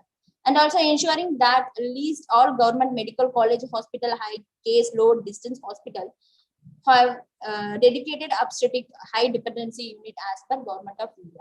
So in our state, Tamil Nadu, we can take our Salem district hospital. They are introducing the Lakshya program. Daily 100 people are delivered under the assisted by the Lakshya initiative. And then ensure strict adherence to the clinical protocol for the management of the stabilizing of the complication before the referral to the higher centers. If they are planning to refer to the maternal mother to the higher district hospital, based on the complication, based on the clinical protocol, they are referring to the higher centers. So next I'll move on to the National Health Mission. As it's a familiar known program to all. So already known thing. Just I want to put up with the National Health Mission. So it's already converted into NRHM and NUHM. So NRHM is continue till March 2021. So now the NHM mainly focus RMN CH plus A. So already some moderator, Satish sir, quoted the RMN CH plus A program, how it will be implementing, what are the program is going on initially. Like Ma'am Hama Ma'am presentation itself sir quoted is very nicely. So just I want to quote up with the what are the national health seeks to ensure the achievement of family indicators like reduce MMR to 1 per 1,000 live birth, reduce IMR to 25 per 1,000 live birth, and reduce total fertility rate to 2.1, and prevention and detection of anemia in women aged 15 to 49 years, and prevent and reduce the mortality and morbidity from communicable and non-communicable and injuries and emerging diseases. So these are all the some other points. I want to reduce the household out of the packet expenditure on total healthcare expenditure.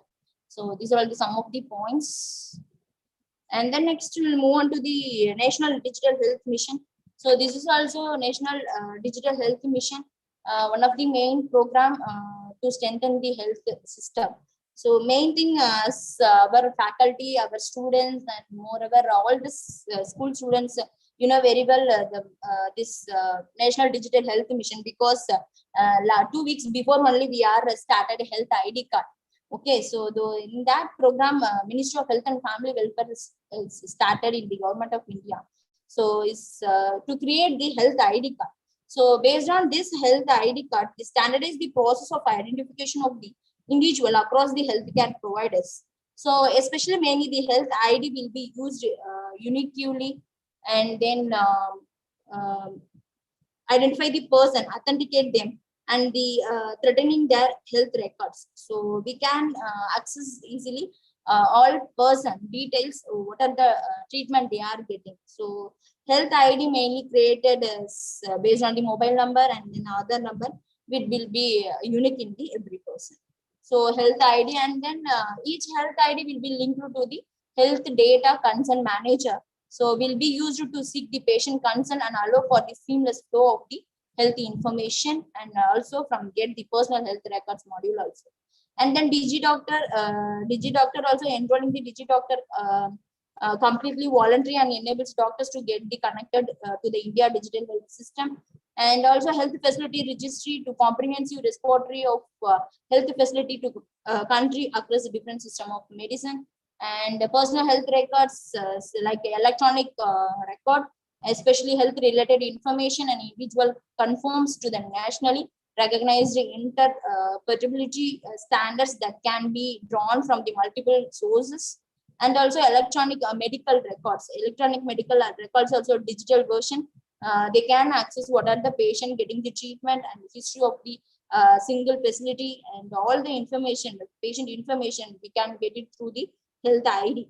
So what are the opportunities they are providing under this program? The current strong public digital infrastructure provide opportunity to streamline healthline information through the digital management. So what are the benefits? So as already I said, starting itself, our national health system strengthening program is mainly formulated to deliver the efficient and effectiveness and transparency healthcare delivery to all the people, and also easily accessible and affordable also.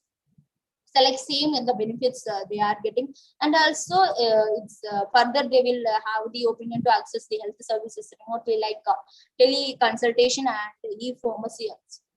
So I conclude my session. So far we discussed 5 or 6 programs under the National Health Strengthening Programs. So I would like to conclude my topic is not only this health system strengthening programs, so Niti Aayog, and then DOTS 99 plus, and then Arogya Setu, and Pradhan Mantri Jiva Jyoti Bima Yojana, So these are all the some of the program also will help the people easily can access the health services. They can spend the out of pocket expenditure to improve their health services. They can get access the health services from the government of India.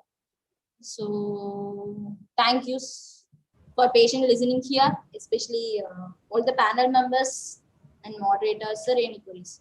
Yeah, thank you, ma'am. Thank you, ma'am. That was a very nice and a short presentation, actually. I just wanted to say something like, as you have rightly mentioned, Ayushman Bharat, which is now the flagship program which Indian government has put forth, saying that this is the largest national health program of the entire world, because like being the second most populous country in the world, like we will definitely have, if it's going to be properly established, that would be still the largest program in place right now in the world currently, and which has two main important sub things under it, like as you said, like PMJAY, and which is the national health insurance program, and also the health and wellness centers which are there. And right now Puducherry has several health and wellness centers coming up also, so which is a very important new model which we are actually facing.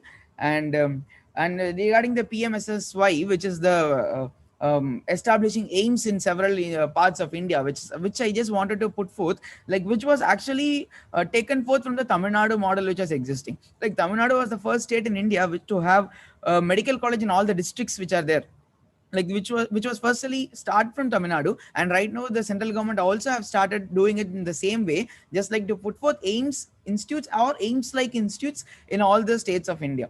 And regarding the Lakshya model, as you've rightly said, the Lakshya model is mainly focusing on the respectful maternity care that is existing. Right now, there are a lot of research works that are going on with respect to respectful maternity care, because you all know, like, because as we have overburdened with the health system is being overburdened with the number of pregnancies that are happening, there are several allegations that the maternity care, the respect which they receive during maternity care is decreasing. So to establish that particular point, not just to take care of the maternal deaths, but also the mental health component of all the women who are delivering, it's very important to establish the same thing everywhere or all the delivery points.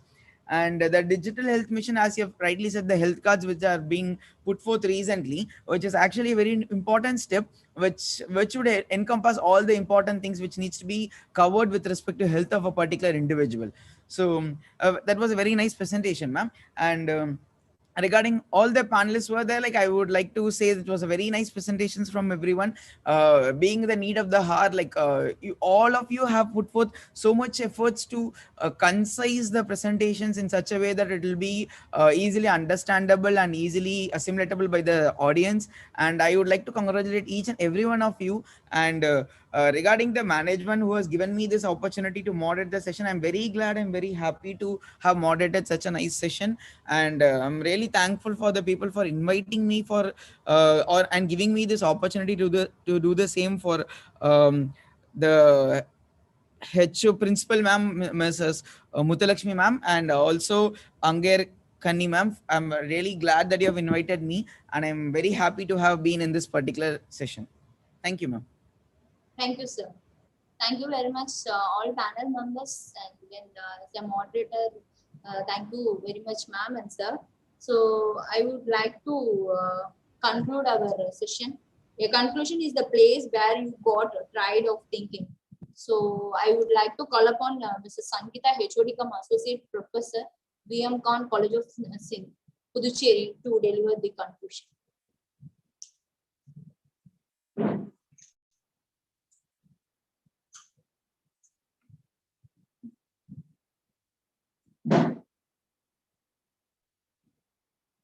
Very good afternoon, everyone. I hope all the panel members, all the students got the concept of that panel discussion. This is important for you.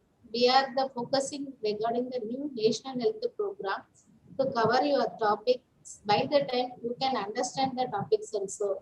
In the classroom session, you are seeing the same faces in our department and me, Sujitra, Angerkani only. But for the change only, we have a topic for this session to understanding your purpose for this panel discussion of new national health programs. The new national health program was launched by the Pradhana Mantri Narendra Modi.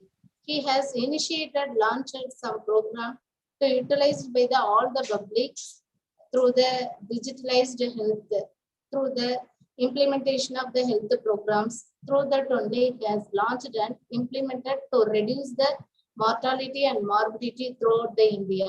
This is the main focus he has launched this one. But all the panel members have covered the topics very nicely, even though that the purpose of the program, some of them have not have covered. For example, non-communicable disease, communicable disease, all the program have been covered, which have to take. That first topic is the reproductive, internal, neonatal, child and adolescent health.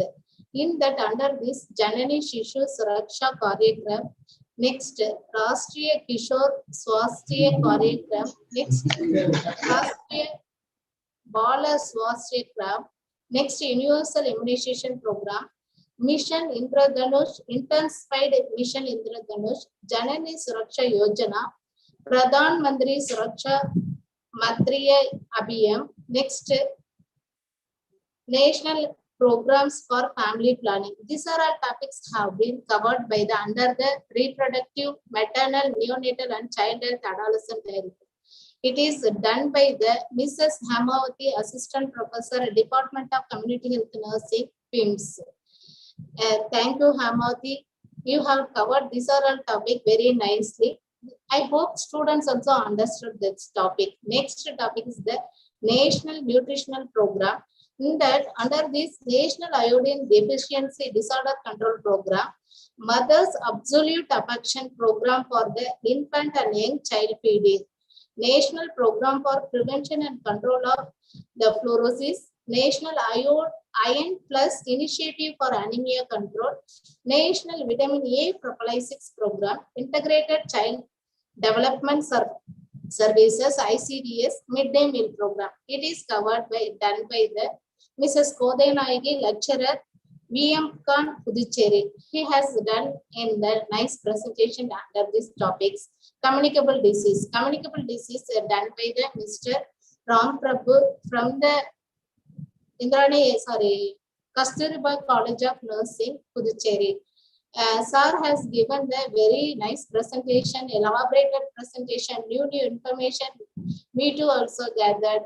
Last month launched program also sir told. But even though under this new national health program, under communicable disease, integrated disease surveillance program, revised national tuberculosis control program, national leprosy eradication program, national vector-borne disease control program, program for prevention and control of leptospirosis, national AIDS control program, pulse polio program, national viral hepatitis program, national rabies control program, national program on containment of antimicrobial resistance. Thank you, Ram Prabhu. You have also taken very nicely. I hope students got the points and understanding. Non-communicable disease, it is done by Mrs. Merlin Rajkumari, Assistant Professor, College of Nursing, PIMS, Puducherry.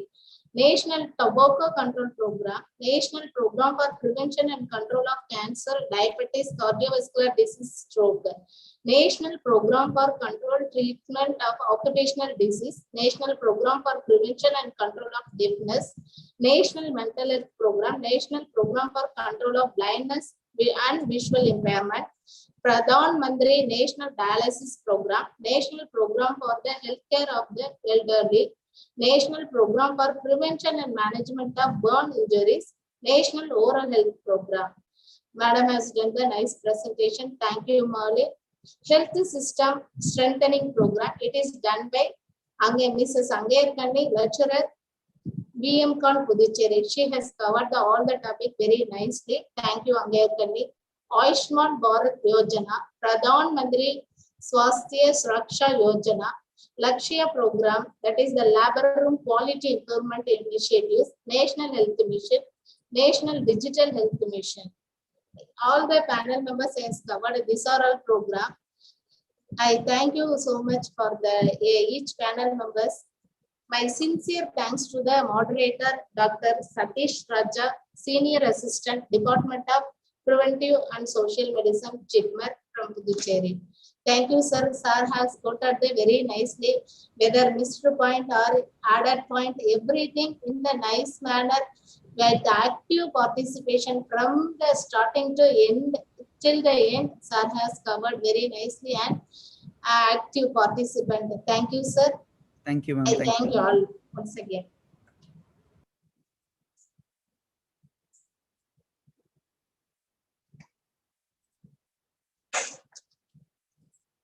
Thank you is the best prayer that anyone could say. It's true. The thank you is the best prayer that anyone could say. I say that on a lot. Thank you is a express extreme gratitude, humility, and understanding. I would like to call upon Mrs. Sujitra, lecturer VMCON Puducherry, to deliver the thank you address. Thank you, Angirkani. Am I audible?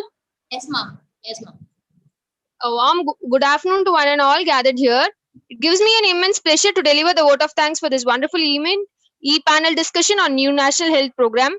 First, I thank our supporter, well-wisher, and allowable person who guides us at all time. It is our beloved Principal Dr. G. Muthamal Chalvi, VMCON, Puducherry. Thank you, ma'am.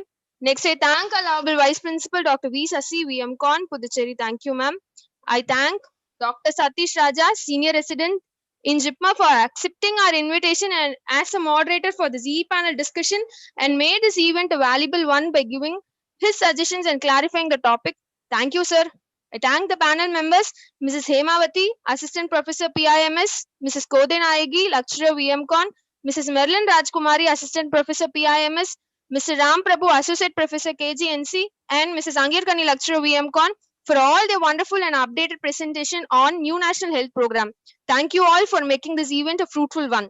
I thank our supporter, Mrs. Sangeeta, HOD, Department of Community Health Nursing, for her guidance and support. Thank you, ma'am. I thank Mrs. Angirkani, Lecturer, Department of Community Health Nursing, for organizing such a useful event. I thank all the HODs, Associate Professor, Assistant Professor, Lecturers for participating in this event.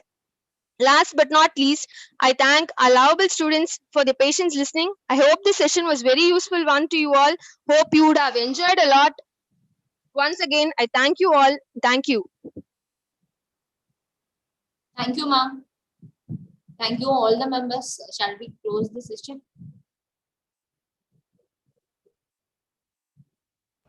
Yes, ma'am. Thank you. Thank you, sir. Thank you so much, sir. Thank you.